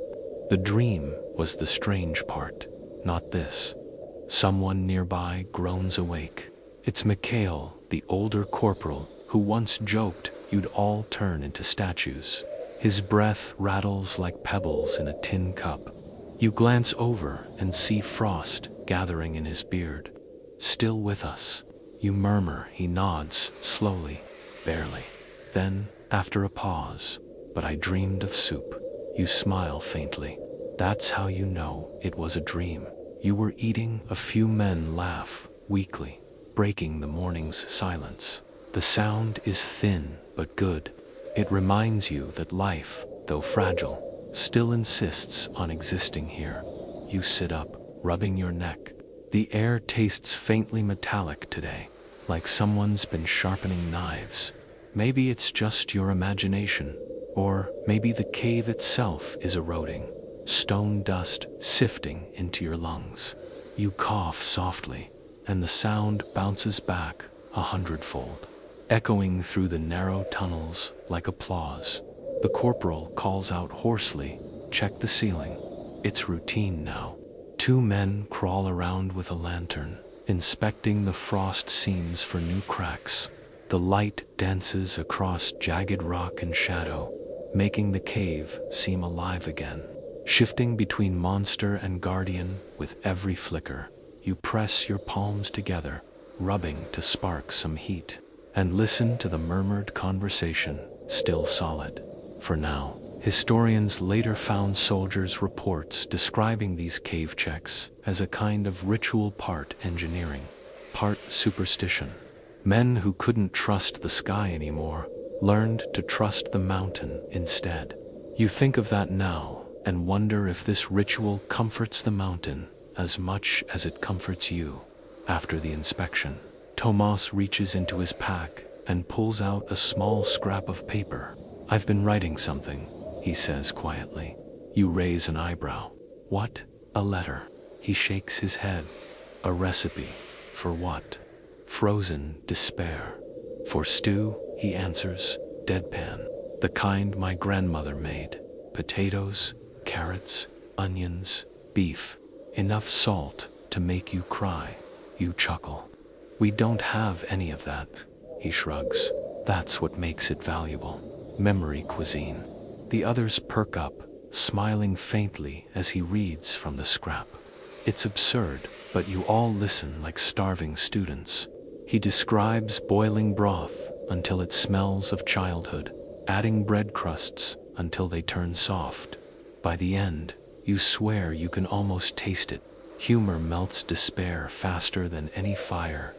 You thank him quietly when he finishes. As the day drags on, you find your mind drifting again, this time not to home, but to warmth itself. You try to remember what heat feels like. Sunlight on the back of your neck, a steaming cup held between 2 hands. But memory doesn't hold temperature well. You can only imagine its color. Gold, you decide. Warmth must be gold. You wonder if the men outside, those still fighting, advancing, or retreating, ever think of you. The forgotten ones, buried under snow and stone. Probably not. But that's all right. The cave has become its own little world, its own country. No borders, no sides. Just breathing, waiting, surviving. The corporal announces another storm is coming. You can hear it already, a distant hum, low and steady. like a giant sharpening its claws on the ridges above. Snow will seal you in deeper tonight, maybe completely. You take out the photograph again, now wrinkled and soft from damp. The faces are fading. You trace the outlines gently with your finger, committing them to memory before they vanish. Tomas glances over and says, "You look like a priest holding a relic." You smile. "Maybe I am." Historians still debate whether faith or any kind of ritual played a larger role in soldiers' endurance during winter retreats. Many diaries mention prayer. Others describe meditation, counting breaths, or whispering to the mountain itself. You don't know what you believe anymore, but the act of hoping feels holy enough. That night, you don't sleep right away. The others drift off quickly, one by one, until the cave fills again with the snoring symphony. You lie awake, listening to the storm outside building strength. The wind howls like an animal denied entry. At one point, the sound changes less of a howl, more of a hum, deep, continuous, almost musical. You think it might be your imagination, until Tomas stirs beside you and whispers, "You hear that?" You nod. "It's singing." He tilts his head. The cave, or the wind, does it matter? You both listen until your eyelids droop. The melody, if it can be called, that seems to shift between pitches, weaving through the air like a lullaby sung by the earth itself. Historians later wrote that many soldiers in winter shelters described acoustic hallucinations, music from the mountains. Some blamed exhaustion, some thought it divine. You choose to believe it's kindness, nature, giving you one small mercy for staying alive this long. The sound continues as you drift off, your breath sinking once again with the men around you, until the whole cave seems to breathe in harmony. The storm rages, but inside, you sleep not from safety, but from surrender. And in that fragile rest, you dream again of sunlight. You wake to scratching, not the kind that means collapse or cracking stone, but quick, skittering sounds. Something alive. You blink in the darkness, unsure if you're dreaming. Then it comes again. Scratch, scratch, scratch. Tiny claws on rock, rats. Tomas mutters sleepily from beside you, pulling his blanket over his head. Our midnight guests. You sit up slowly. The air is damp and faintly sour. You can smell them before you see them. Then your eyes adjust, and you spot two, maybe three small shapes darting across the cave, floor black glimmers against gray frost. One climbs onto a pile of discarded ration tins, nose twitching. The corporal stirs. "Leave them," he whispers. "At least they're eating something." You grin in the dark. "Maybe we should start charging rent." Everyone chuckles softly, though the sound dies quickly. There's a strange comfort in these rats. They're proof that life can still exist here. Historians found reports from soldiers describing rats in caves as unofficial mascots. Men fed them crumbs, gave them names, swore they brought luck. Others saw them as omen symbols of rot and death. You're not sure which side you're on. You just know they make the silence less lonely. You watch one pause near your boot, its whiskers quivering. For a second, it looks up at you, black eyes glinting in the dim light. You whisper, "You're braver than I am," and it scurries away. Then comes the itching. You scratch your neck, your sleeve, the back of your hand. Fleas again. You groan softly. Here they come. Tomas grimaces. They're colder than the snow. How do they survive? They feed on optimism, you mutter. Then we're doomed. You both laugh, then keep scratching. There's no point pretending anymore. Everyone's infested. The corporal once ordered everyone to boil their shirts in melted snow, but that only created damp shirts and angry fleas. Now you just endure it. The scratching of rats and men becomes the morning's rhythm. You almost smile at the absurdity. Humanity reduced to scratching and breathing in sync with rodents. You pick up your canteen, empty again. No surprise. You crawl toward the entrance to scoop more snow, careful not to disturb the sleeping men. The air outside is sharp, painfully bright. The storm has paused for once, revealing a still, silver landscape. You fill your helmet with snow and pause to stare out at the valley below. Everything is silent. No movement, no smoke, no sound of war. Just untouched white dot. It's breathtaking and somehow cruel. You whisper to yourself, beautiful places make the worst graves. Then you carry the snow back inside. When you return, you see one of the younger soldiers carol kneeling near the back wall, mumbling something. You move closer and realize he's talking to a rat. "Eat," he says softly, placing a crumb of hardtack on the floor. "Go on, eat." The rat sniffs, grabs the crumb, and vanishes. Carol smiles faintly. Better him than me. You sit beside him, stirring snow in a tin cup to melt it faster. "You're generous for a starving man," he shrugs. "I like the company." Historians later recorded that isolation made men in these winter caves cling to any sign of life. Some kept small lizards, others snowbirds that wandered in for crumbs. In one diary, a soldier even claimed a rat would sit on his shoulder during meals, as if sharing grace. You can understand it.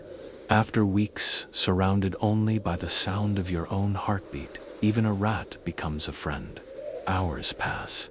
The air grows thicker, heavier, full of slow-moving vapor. The cave's ceiling drips again, but faster this time. The constant plink-plink blends with the soft squeaks of the rats, creating a strange lullaby. Then dash out of nowhere, one of the men shouts. Everyone jolts. "It bit me." He shakes his hand furiously, and you see a rat drop to the ground and sprint away. The soldier's finger bleeds slightly, a dark spot already freezing on the skin. The corporal crawls over, inspecting it under candlelight. "You'll live," he grunts. "At least something wants to eat you." The others laugh a bit too hard, a bit too long. The sound echoes strangely off the rock, half mad, but laughter here is medicine, no matter how bitter the taste. As calm returns, you notice the faint hum again, the wind outside, threading through cracks in the rock. The rats pause, listening to. For a moment, all life in the cave, human and otherwise, freezes. Then the sound fades, replaced once more by breathing and scratching. You find yourself thinking of warmth again, but not the kind from sunlight or blankets. You think of human warmth, the simple heat of proximity. You glance around and realize that every man is huddled a little closer now, unconsciously drawn together like coals keeping one another alive. Historians still debate whether close sleeping arrangements helped or harmed soldiers during such retreats. Some say body heat saved countless lives. Others claim it spread disease faster. Both are true. You just know that when the man beside you breathes, you feel it tanned. That means you're not alone yet. Later that night, you lie awake again. The rats are quiet now, perhaps asleep, perhaps plotting. The fleas have grown lazy. The only sound is dripping water and steady snoring. You close your eyes and imagine the rats curled up somewhere warm in their own tiny colony, safe in their own version of the cave. It makes you smile. Survival isn't a contest here, it's a shared project. You murmur into the dark, "Good night, gentlemen," and "Good night, rats." And though no one answers, the silence feels gentler somehow, like the mountain, for once, approves of the company it keeps. The next day begins with thunder. Not from the sky, there's no sky down here, but from somewhere far beyond the valley, muffled by snow and stone. At first, it sounds like distant avalanches. Then you realize artillery, faint, irregular, yet unmistakable. The corporal listens with a frown. Too far for mortar, he mutters. Could be the front shifting. You exchange glances with Tomas. The idea of movement of battlefields, almost impossible now. The world outside has become a rumor. But this sound, dull and steady, means the war hasn't forgotten you. The ground trembles faintly, shaking frost from the ceiling. The air seems to pulse with the rhythm of explosions, distant but insistent. You imagine flashes of orange light cutting across the horizon. Unseen behind the blizzard, someone whispers, "Maybe they're coming for us." The corporal answers, "They're coming for someone." Historians still argue whether sound travels differently through ice and rock. Some say the mountain amplifies it, turning faraway gunfire into thunder that seems next door. Others insist that under heavy snow, everything becomes a ghost of its true volume. You don't know the science, you only know that every vibration feels like the earth remembering death. You sit with your back against the wall, trying to guess the distance by sound. Maybe 10 kilometers, maybe 100. You've lost all sense of scale. Time and space have melted together like the cave's walls dripping, blurring, reshaping. Tomas leans close. You think they'll find us. You shake your head slowly. They'll find the mountain long before they find what's inside it. You both fall silent again. The faint explosions continue. A grim lullaby reminding you that the war still breathes beyond your stone shelter. By noon, the tremors stop. The world above goes quiet once more.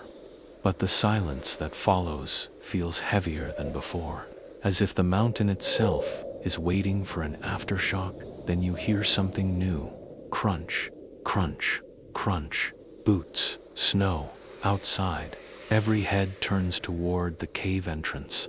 The corporal raises a hand. Quiet, you hold your breath. The sound comes closer, slow. Deliberate steps. Could be friend, could be foe. The tension is electric. A shadow flickers across the snowy glow at the mouth of the cave. Someone raises a rifle. You do too. Heart pounding. Then, a voice. Anyone inside. The accent is Eastern, maybe Polish. The corporal hesitates, then calls back. Who's asking? A pause. Then partisan patrol. We're looking for survivors. Relief hits like a wave. You and Tomas exchange wide-eyed looks. Real people, real voices. You crawl toward the entrance, half afraid it's a hallucination. But the figures that appear are no ghostly men, bundled in patched coats, rifles slung low. Their faces are as pale as yours. The corporal steps forward. We're retreating unit remnants, he says. 10 of us left. One of the newcomers nods grimly. We've seen others frozen in the ravine. He glances inside. You're lucky this cave held. Historians later confirmed that partisan groups often combed mountain passes after battles, searching for stranded troops, sometimes to rescue, sometimes to disarm. You don't know which one this is yet, but right now they look like salvation. They hand over a small bundle of bread and dried meat. The smell alone nearly breaks you. It's rough, stale, almost tasteless, but your hands tremble as you take it. Tomas bites into his piece immediately. Your angels, he mumbles through crumbs. One partisan smiles faintly. We're just cold men with better boots. They warn you that the valley is crawling with enemy scouts. You'll need to stay put until night, one says. Then move east. There's shelter and food down there. The corporal nods. We'll rest. travel when the wind hides our steps. As quickly as they appeared, the partisans vanish into the snow. The sound of their boots fades into nothing. You're left staring at the entrance again, unsure if they were real, but the bread in your hand says they were. For the first time in weeks, you eat until you feel full, not satisfied, just filled. The bread scratches your throat, but it's solid, grounding. You can almost feel your body remembering what nourishment is. Afterward, everyone sits quietly.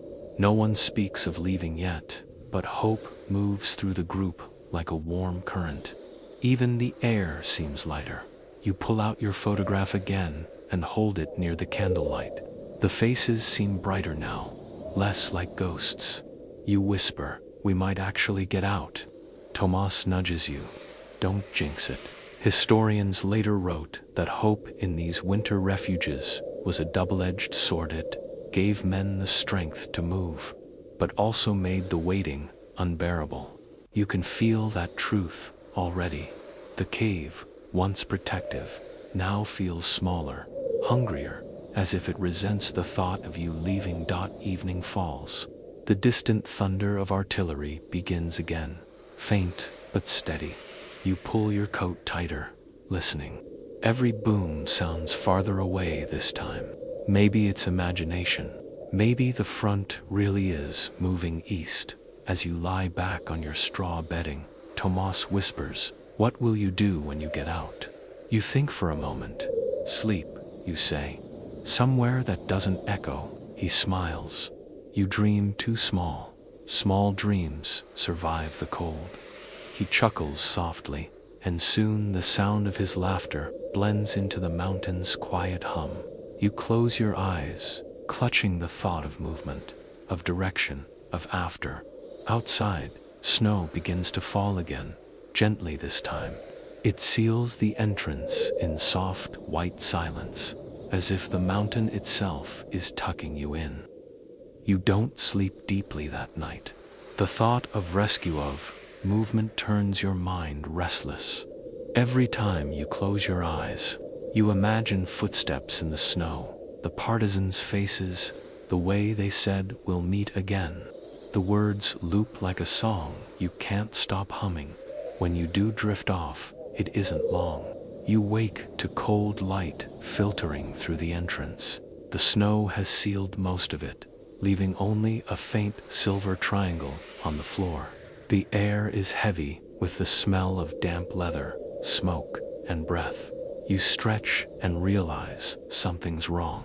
The corporal hasn't moved. His shape under the blanket is too still. "Tomas," you whisper, nudging him awake. You both crawl closer. The corporal's face is pale gray, lips blue. His hands are still clasped together, as if frost crystals line his eyelashes like glittered dot. No one speaks for a long time. Then Tomas exhales softly. He went quietly. You nod, throat tight. Better than most. There's a quiet dignity in death here. No ceremony, no uniforms, no words, just stillness. You pull the blanket over his face and sit back against the wall. The others watch, hollow-eyed but calm. Death has become as common as snow. Historians later debated the psychological threshold that let men endure this kind of loss without collapsing. Some said it was detachment, others called it discipline. You think it's simpler than that. Survival doesn't leave room for mourning. Still, you can't look away. The corporal had been the cave's voice, the one who kept rules alive when chaos wanted in. Now there's only silence, Tomas mutters. He'd hate to be buried here. You manage a faint smile. Then we'll wait until we move. Let him see daylight one more time. Everyone agrees. You cover him properly and turn back to the fireless center of the cave. The air feels heavier now, as though even the mountain knows what's changed. Outside, the storm is quieter but not gone. You can hear the wind dragging its nails across the rocks. whispering through cracks. You imagine it calling names, maybe his dot you eat quietly, each bite of bread stiff and flavorless. The taste of grief mixes with the taste of salt. It's the same now, everything is the same. Then, far off, the faint sound of gunfire. Short bursts, sharp, distinct. You glance toward the entrance. Partisans, Tomas whispers, could be you, answer, though your stomach tightens. The gunfire stops quickly, too quickly. Then nothing. The mountain swallows the sound whole. Historians later noted that partisan patrols often vanished in blizzards, or skirmishes that never reached record books. Men lost between snow and silence. You know this even before you admit it. No one's coming tonight. Maybe not ever. Hours pass. The light outside fades into dull blue, then black again. The air inside feels colder, emptier. Without the corporal's low voice giving orders, time loses its edges. The cave becomes an endless loop of breath and thought. Tomas sits near the wall, tracing lines in the frost with a stick. You watch his hand move back and forth, carving the same pattern over and over. What are you writing? You ask. He looks up, eyes unfocused. Nothing, just keeping my fingers busy. You nod. Good idea. You take your knife and start carving into the rock beside you. The blade barely scratches the surface, but you keep at it. Eventually, the shape forms a small sun, crude but bright in your imagination. A reminder, you whisper. Tomas glances at it and smiles weakly. Think it'll shine through stone. Maybe someday, you say. If the mountain melts? He laughs quietly.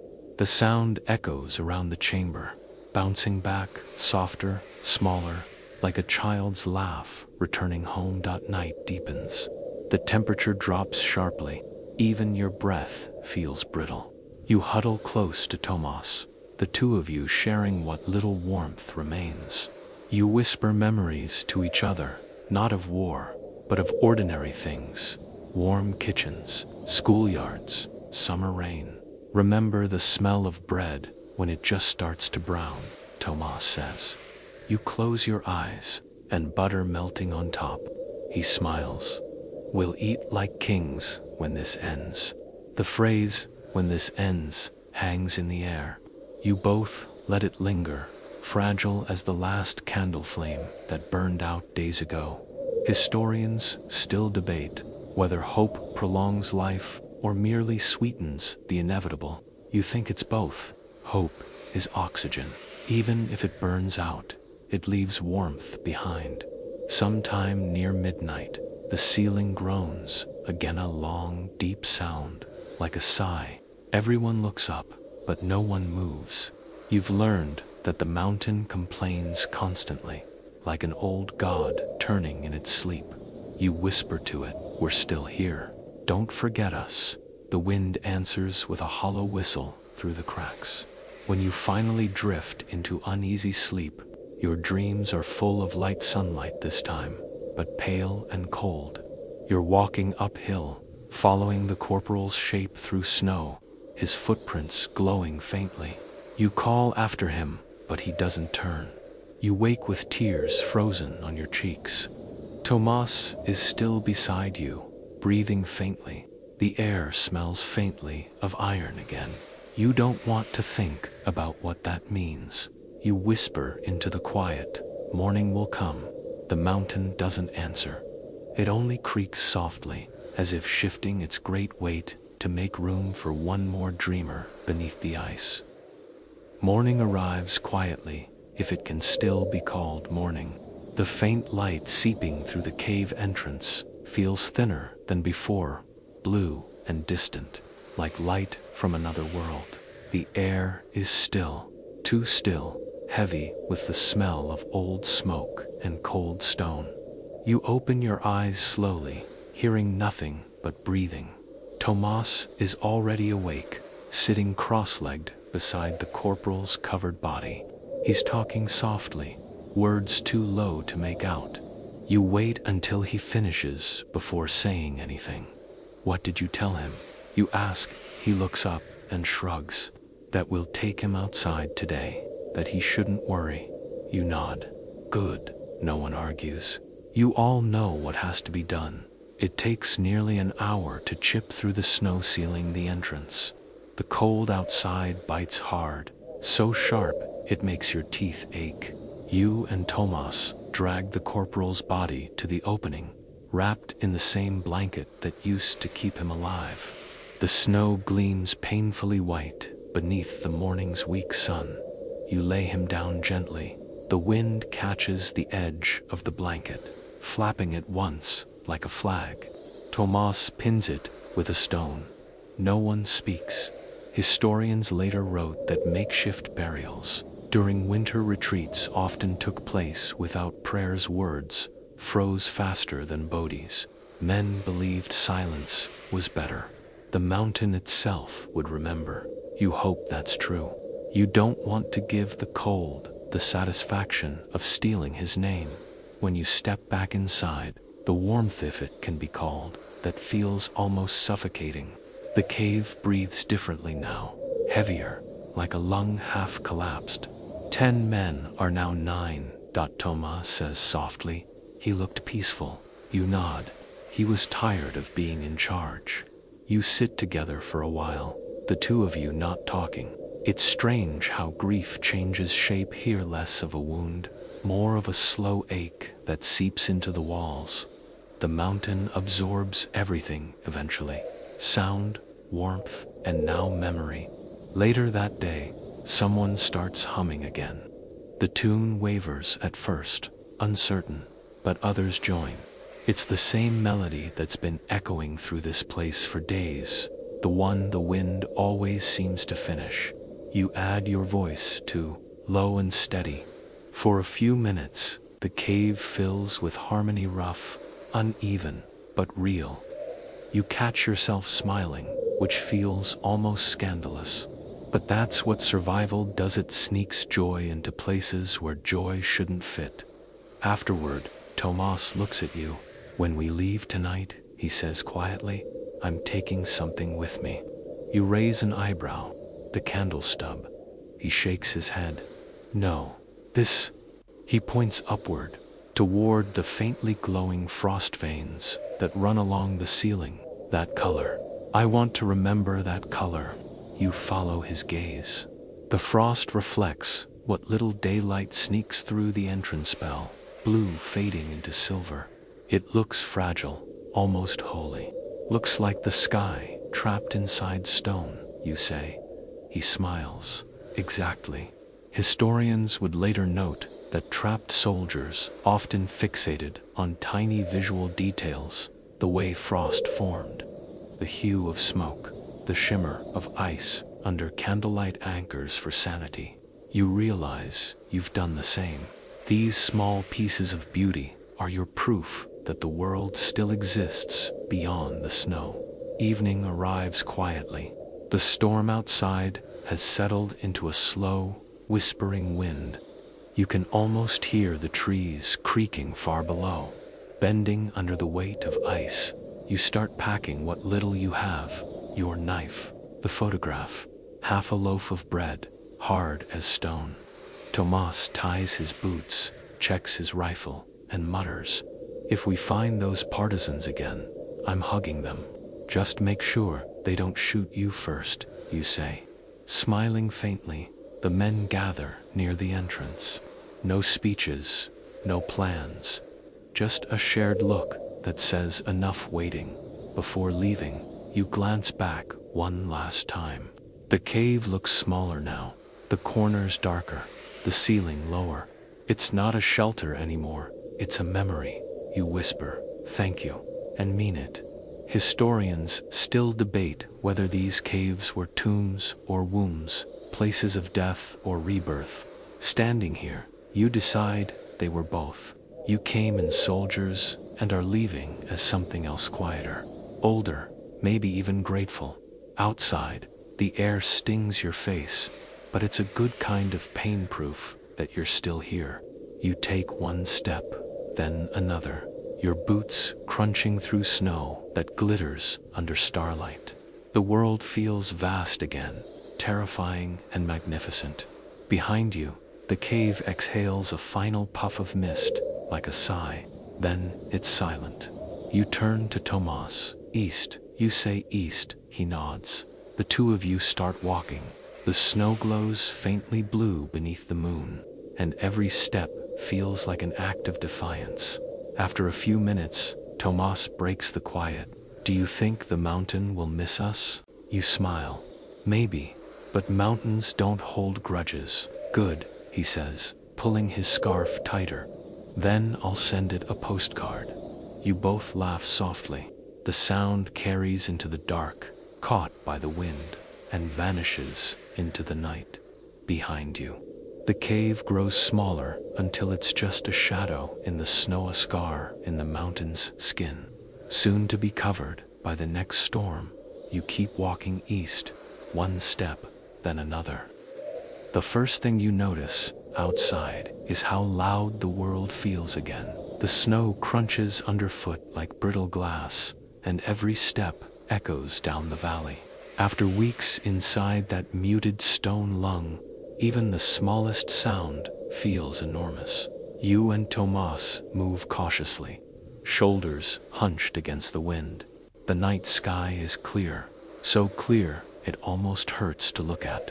The stars above aren't twinkling. They're frozen, glittering shards pinned against black silk. For a moment, you just stop walking and stare. You'd forgotten that the world had color beyond gray. Don't stop, Tomas whispers, his voice barely carrying over the wind. We'll stiffen up if we stand still. You nod, forcing your legs to move again. The slope below the cave winds downward into a narrow pass. Somewhere beyond that, the partisans said, there's food, warmth, maybe even shelter with a roof that isn't made of stone. You can't quite picture it, but the idea alone keeps you moving. Every breath burns. The cold here is cleaner, but sharper, less suffocating than the cave's damp chill, yet somehow crueler. The air whistles through the trees, brushing over the snow like 1,000 unseen fingers. After about an hour, you stop to rest beside a fallen pine. Its trunk is buried halfway under snow, but the needles still smell faintly of resin and sap. You break a few off and hold them to your nose, inhaling deeply. The scent is sharp, alive, forested. You pass them to Tomas. He sniffs and smiles faintly. Better than any perfume. You grin. We should bottle it. OD survival. He laughs quietly, the sound turning to vapor in the cold air. Historians later wrote that after long soldiers often experienced re-entry shock. Even natural sounds whined. Birds, trees, creaking felt alien, overwhelming. You understand that now. The world seems too bright, too loud, too fast. You've been living underwater, and this is your first gasp of air. You both sit for a moment, staring at the sky. The moon glows faintly through thin clouds, bathing everything in silver. The snow looks soft from afar, but up close it's crusted and hard as glass. You run your gloved fingers across it, tracing patterns that melt under your touch. Tomas breaks the silence. Do you think anyone knows we're still alive? You shake your head. Probably not, but that's fine. The dead don't need permission to walk. He chuckles. That's dark. It's also true. You both stand again, legs trembling from fatigue. The mountain slopes steeply ahead, dotted with rocks and patches of frost-bitten brush. Each step sends a small puff of snow drifting upward, glowing in the moonlight.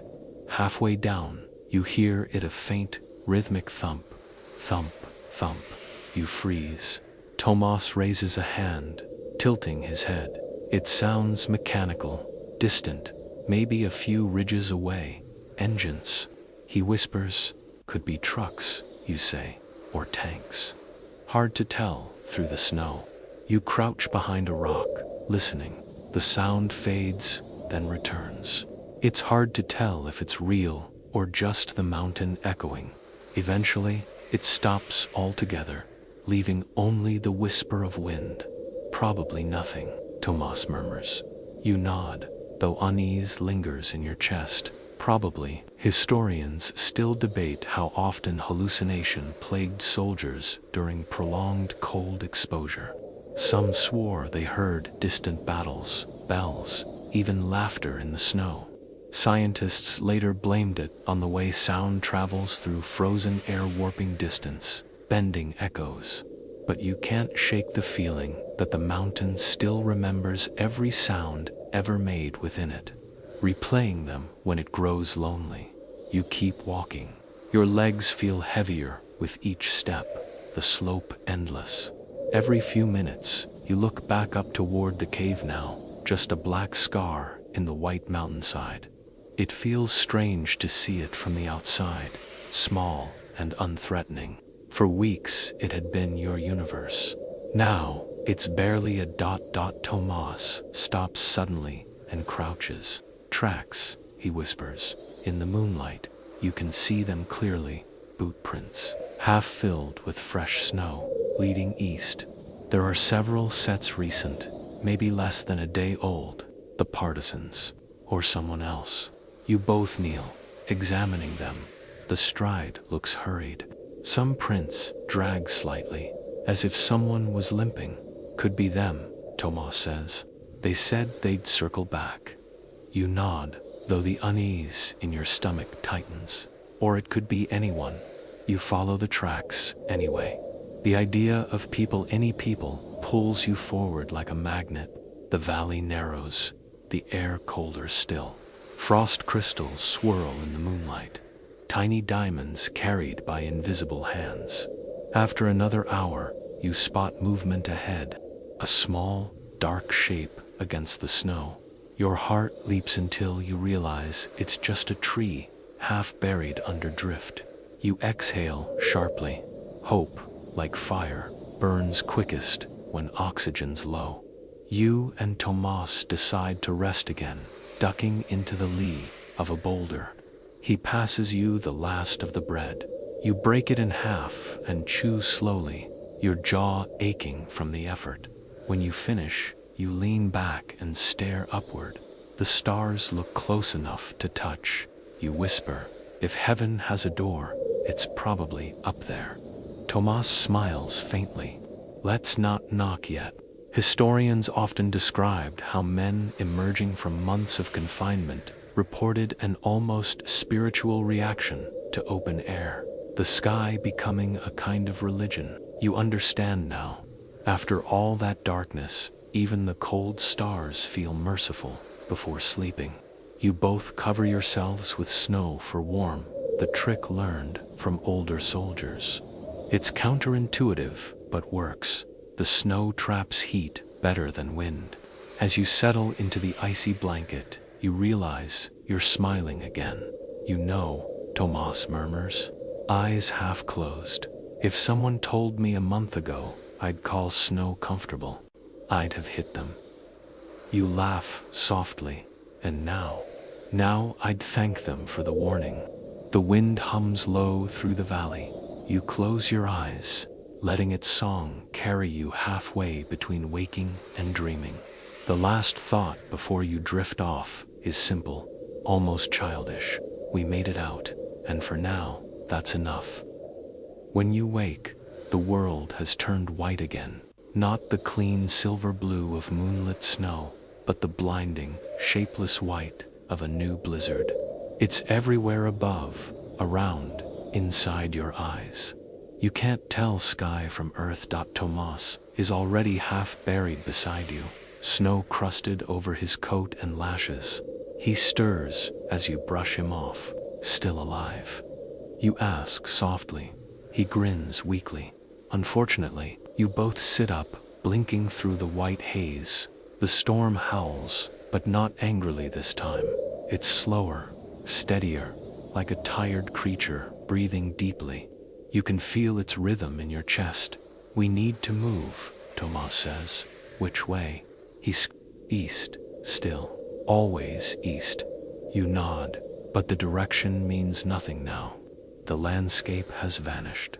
Only the wind gives hints, pushing at your backs. You start walking, boots sinking deep with each step. The snow squeaks underfoot, soft and deceitful, hiding rocks that jab your ankles. Historians later debated how soldiers navigated in conditions like this weather by instinct, memory, or sheer desperation. Some claimed they followed tree lines. Others used stars, though no stars are visible today. You and Tomas have only one guide, motion itself. As long as you move, you're not frozen. Hours blur into a slow trudge. The snow thickens, swallowing the world. Every few minutes, you stop to catch your breath, leaning against invisible walls of air. Your scarf is stiff with ice. Your eyebrows glitter white. The cold gnaws into you like its personal dot. Tomas stumbles, suddenly falling to his knees. You grab his arm, pulling him up. Hey, none of that.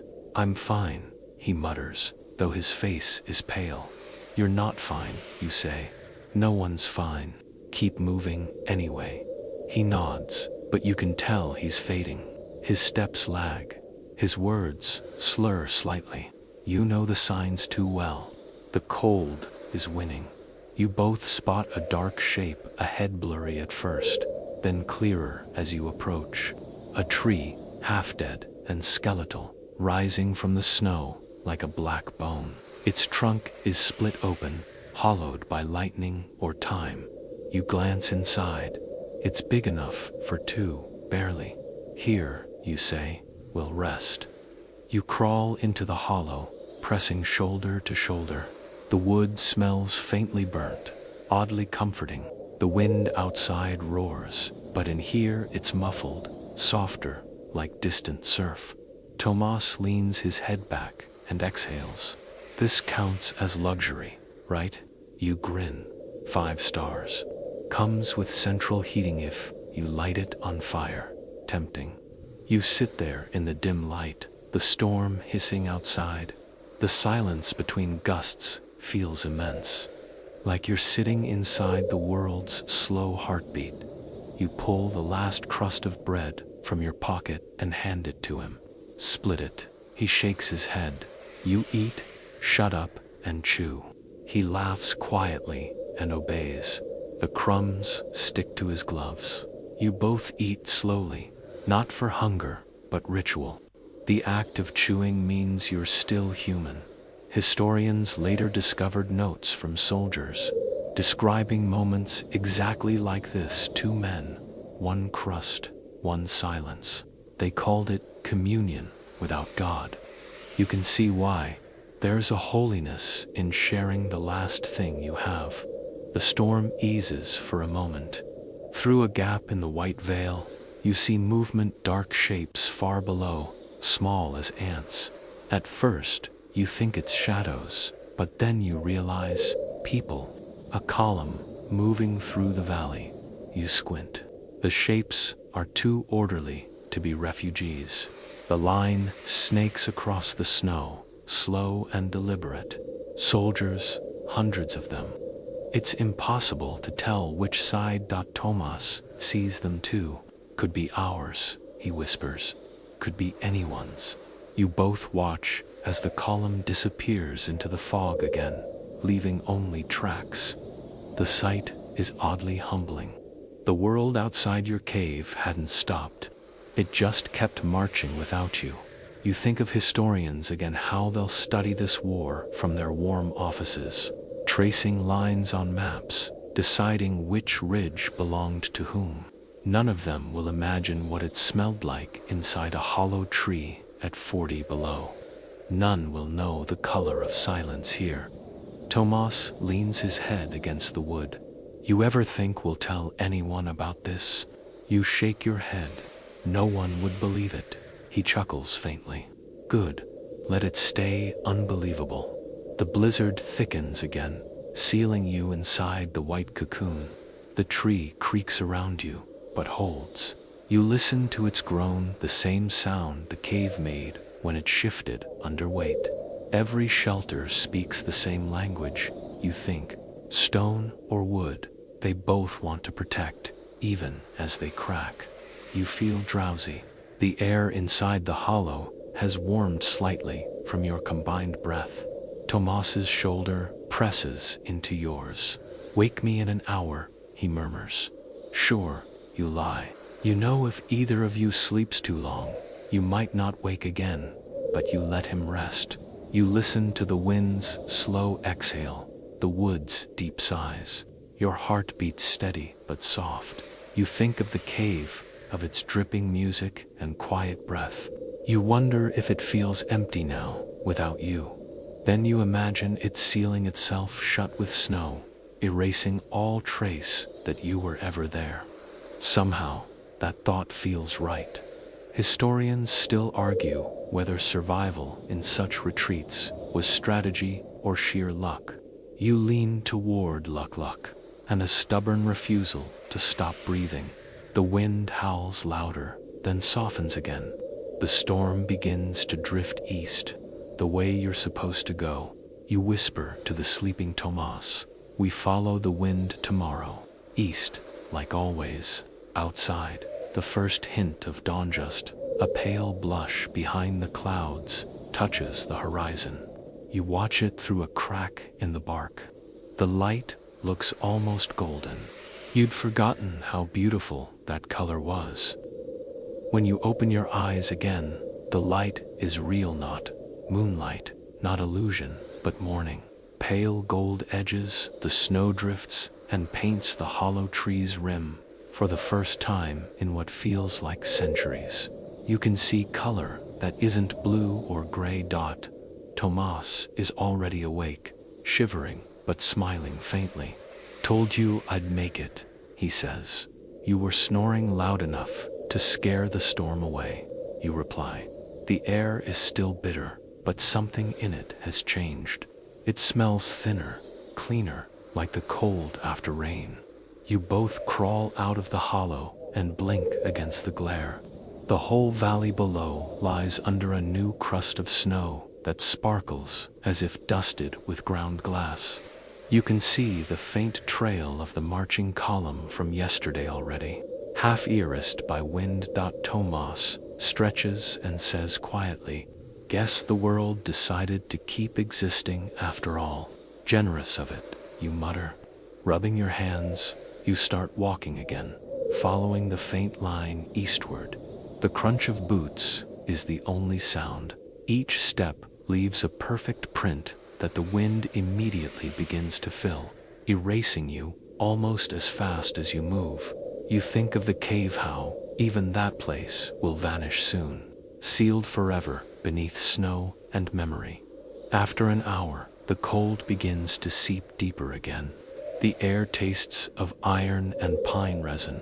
You stop beside a frozen stream, its surface opaque white, except for a single crack where black water gleams beneath. You kneel, break the ice with your bayonet, and scoop water into your canteen.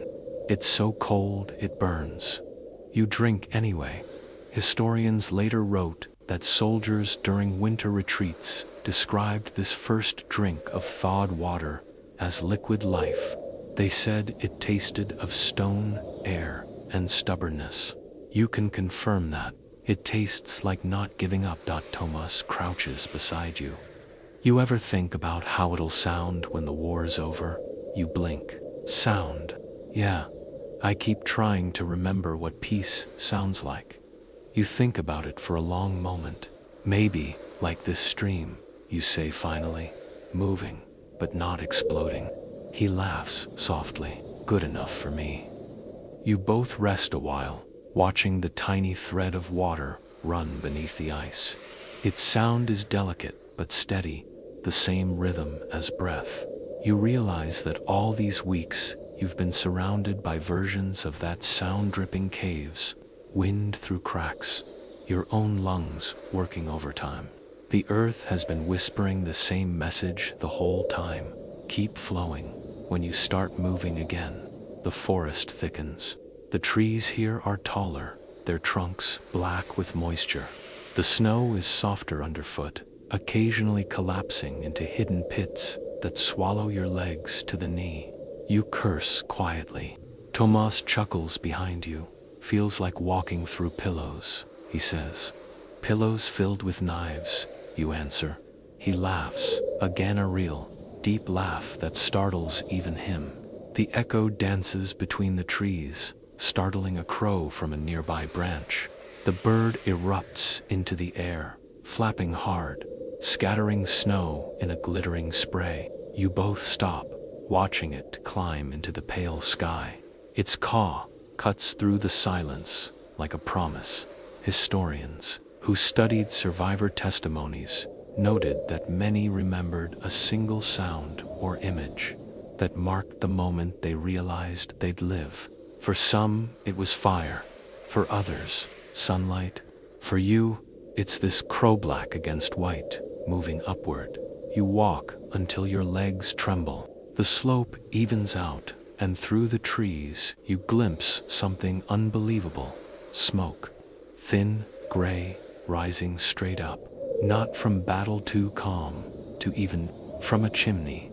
You and Tomas exchange looks, not daring to speak. You pick up the pace, crunching through drifts until the trees open into a small clearing. There it is, a cottage, squat and half-buried, with a crooked fence and a roof sagging under snow. You stop at the edge of the clearing, hearts pounding. It could be empty, it could be occupied. It could be salvation or danger. There's no way to know. Tomas breaks the silence. If there's a stove in there, I'm kissing it. Just don't scare whoever owns it, you whisper. You approach slowly, weapons lowered. Smoke still curls from the chimney. That means warmth, maybe food. The door is half open. You push it gently, and it creaks a sound so homely you almost laugh. Inside, the air hits you like a memory. Wood smoke, leather, something faintly sweet. A fire burns in a small stove, crackling softly. On a table sits a pot of something that smells like soup.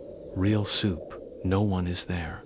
You both stand frozen in the doorway, afraid that moving might break the spell. Think it's safe. Tomas whispers. You nod slowly. Doesn't matter. We're already inside. Historians never mention moments like this, the fragile pause between terror and relief. They study battles, not kitchens.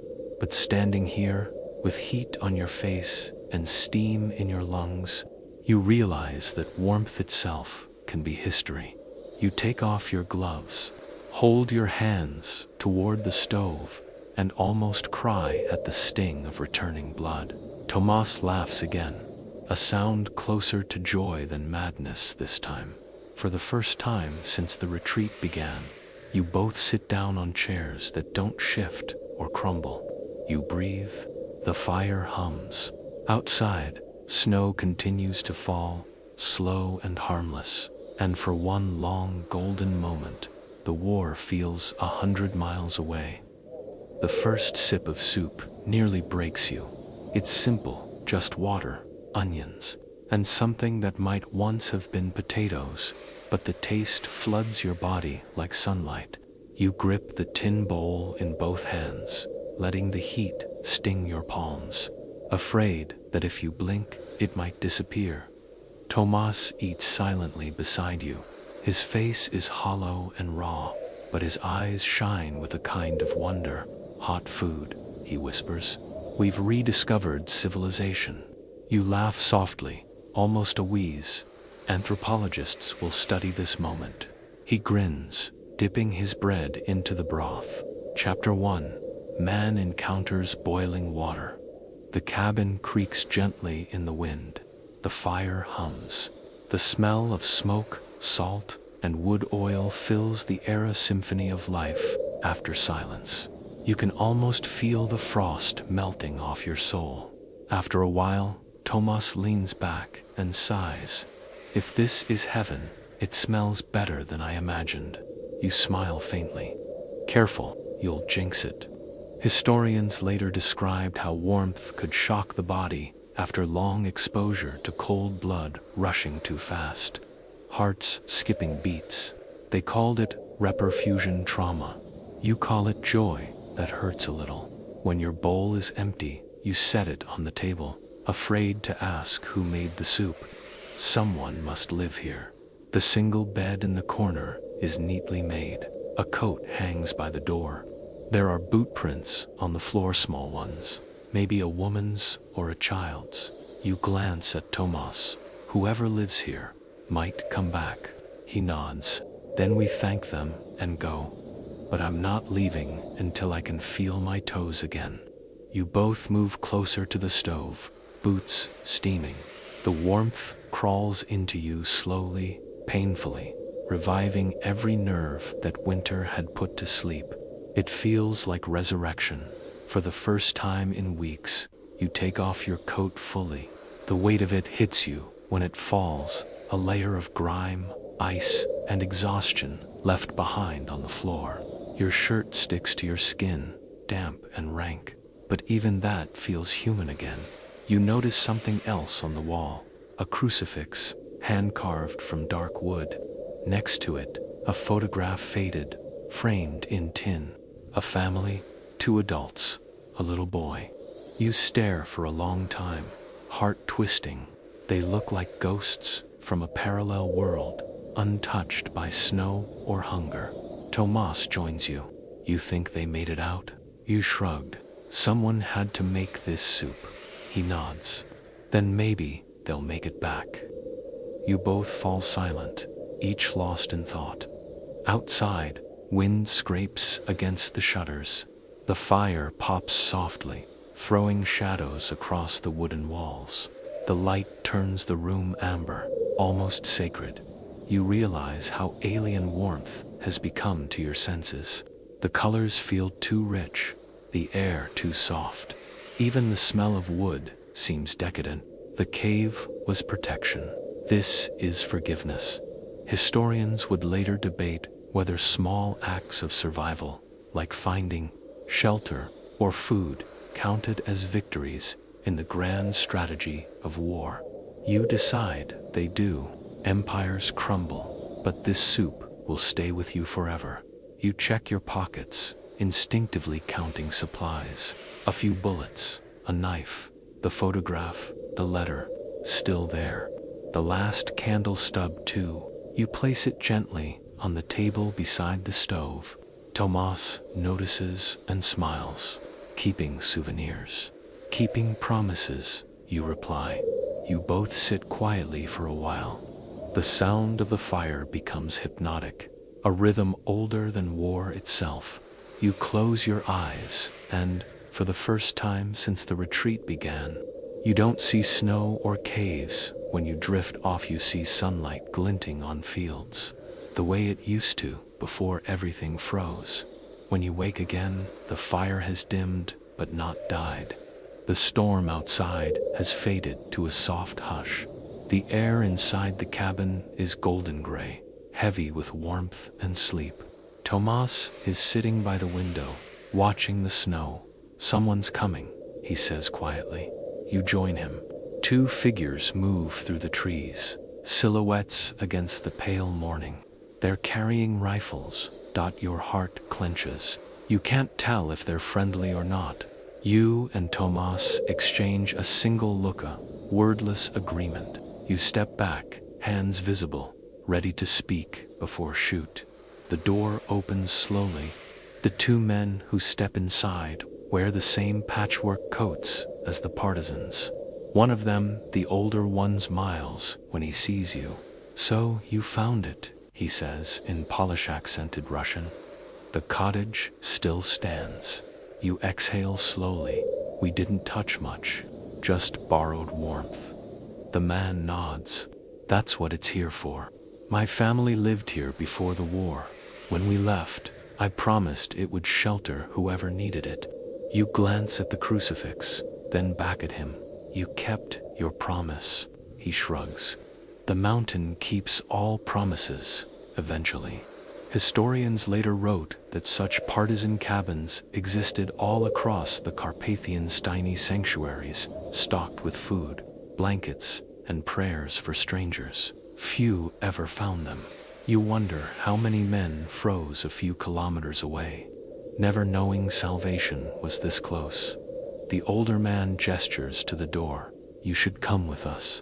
There's a camp to the east, safer ground. The front has moved. You'll live. You look at Tomas. He grins, weak but certain. East again. You both shoulder your packs, thank your unseen hosts, and step once more into the snow. The sun has climbed higher now, throwing pale light across the valley. The snow isn't blinding anymore. It's glowing, gentle, almost warm. As you walk behind the partisans, you glance back once. Smoke still curls from the cottage chimney thin, steady, defiant. It looks like a signal to the sky itself. We survived. You whispered to Tomas, remind me to write about this. He laughs. Write. You'll never stop talking about it. You smile. Good. Let history argue later. For now, I'm just glad to be alive. The wind rises again, but softer now. Not a howl. A song. When the cave ceiling cracks for the first time, you think it's thunder. A low groan, then a sharp snap that echoes like rifle fire. Everyone freezes mid. The candle flame trembles. Dust sifts from above, swirling through the mist like brown snow. Then silence again. The corporal lifts his head, eyes narrow. That wasn't thunder, he says quietly. You stare upward. A jagged line has appeared in the ice coating the ceiling, snaking across like a vein of lightning, frozen mid. The slow drip of water from the icicles has stopped. Even the mountain seems to be holding its breath. Tomas whispers, you think it'll hold? You shrugged, trying for calm. Depends who built it, God or engineers. He smirks nervously. We're doomed either way. You all listen. A faint creak, then another crack. It sounds like the rock itself is flexing, alive and angry. A few men grab their gear instinctively, as though helmets and rifles can stop geology. Historians still argue about how safe those caves really were. Some memoirs claim they collapsed often, entombing whole squads. Others say the danger was exaggerated, a fear magnified by nerves and echo. But when you hear stone moving above your head, debate doesn't help. You just know you're one bad vibration away from eternity. The corporal stands slowly, his breath clouding the air. No fires, he mutters, no sound, not a word. You nod and motion to Tomas to extinguish the candle. Darkness swallows the chamber instantly. It's absolute, so thick, you can feel it pressing against your eyes. The only light now comes from faint blue veins of frost glowing near the ceiling. They shimmer faintly, alive in their own ghostly rhythm. Minutes pass, or hours. You can't tell anymore. The cold deepens. Every sound becomes enormous, a shifting boot, a quiet sniffle. Your heartbeat pounding like artillery inside your chest. Then, suddenly, a drop of freezing water lands on your nose. You flinch. It's followed by another, then another. The ceiling starts dripping again, but faster this time. The fissure has turned into a leak.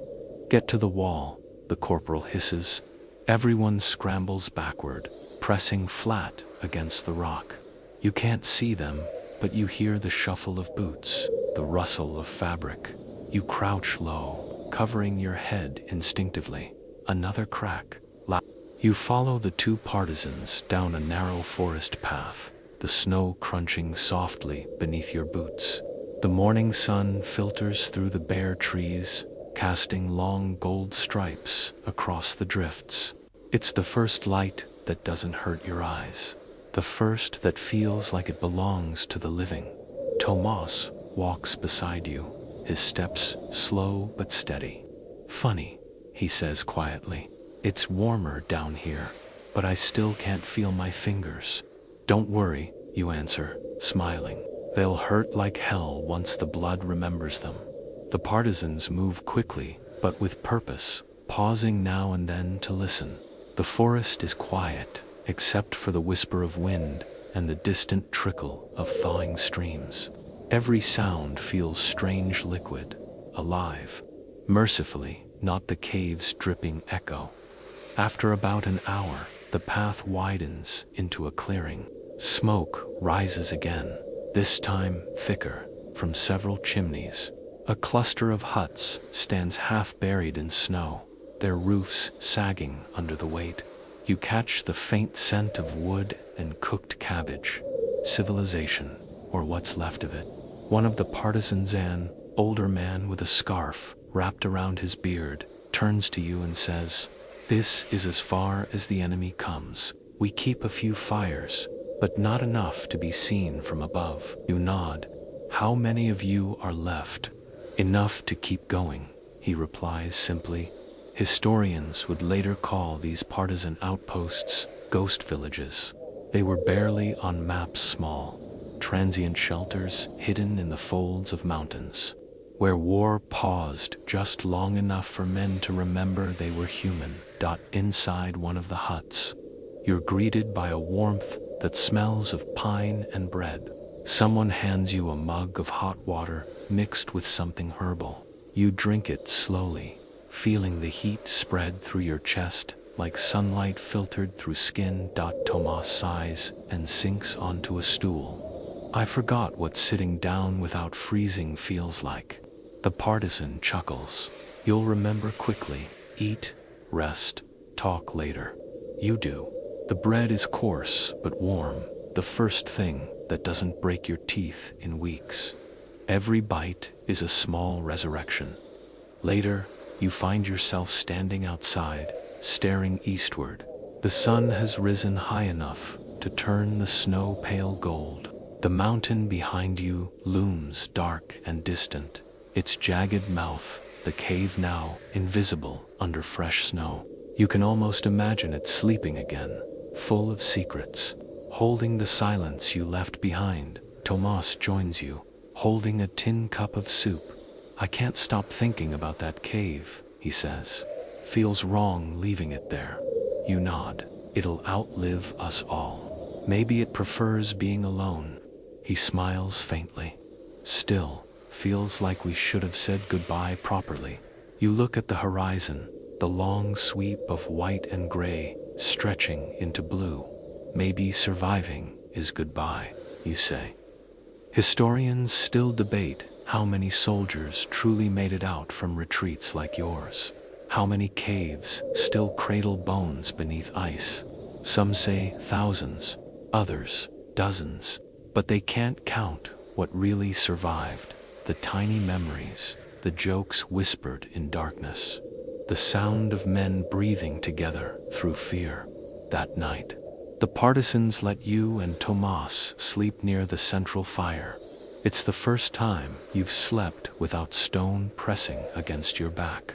You feel the warmth sink into you, deep and slow. Your body, confused by comfort, doesn't know whether to relax or weep. Before closing your eyes, you take out the photograph again. It's nearly transparent now from damp and wear, but the faces still glow faintly in the firelight. You prop it beside you on the floor. Tomas glances over, keeping watch. You smile. "They've earned it." He nods, yawning. "You think we'll ever tell people about this? The cave, the soup, the everything?" "Maybe," you whisper, "but they'll never believe it." He chuckles softly. "Good. Let them think we slept comfortably through winter." The laughter fades into crackling wood and slow rhythmic breathing, the kind that doesn't tremble anymore. Outside, the night settles gently over the mountains. The snow, newly fallen, glows faintly under a thin moon. You can still hear the cave somewhere behind you at least. You imagine you can. The wind carries echoes of it, that steady dripping, the low moan of stone shifting, the breath of the mountain that kept you alive when the sky wanted you gone. You lie awake a little longer, letting the warmth of the fire reach every part of you that the cold had claimed. The air here smells like pine smoke, like life returning. You realize that your body isn't the same anymore, it's lighter, but your mind is heavier, fuller, as if the mountain carved something permanent into it. Historians might write about battles and strategies, about who advanced and who fell back. But the real war was quieter. It happened in caves and hearts, in the way men learned to share breath, laughter, and crumbs in the dark. You think of the candlelight dancing across frost, of Tomas humming in his sleep, of the rats that kept time with your footsteps. Every small detail feels holy now. You close your eyes and let the warmth carry you. The snow outside falls softer now, patient and forgiving. Somewhere in the distance, maybe miles away, the wind still sighs through the old cave's mouth, but not in warning anymore. It sounds like a lullaby. You smile, whispering into the quiet, "Sleep well, mountain, we made it." And for the first time since the retreat began, you let yourself truly rest.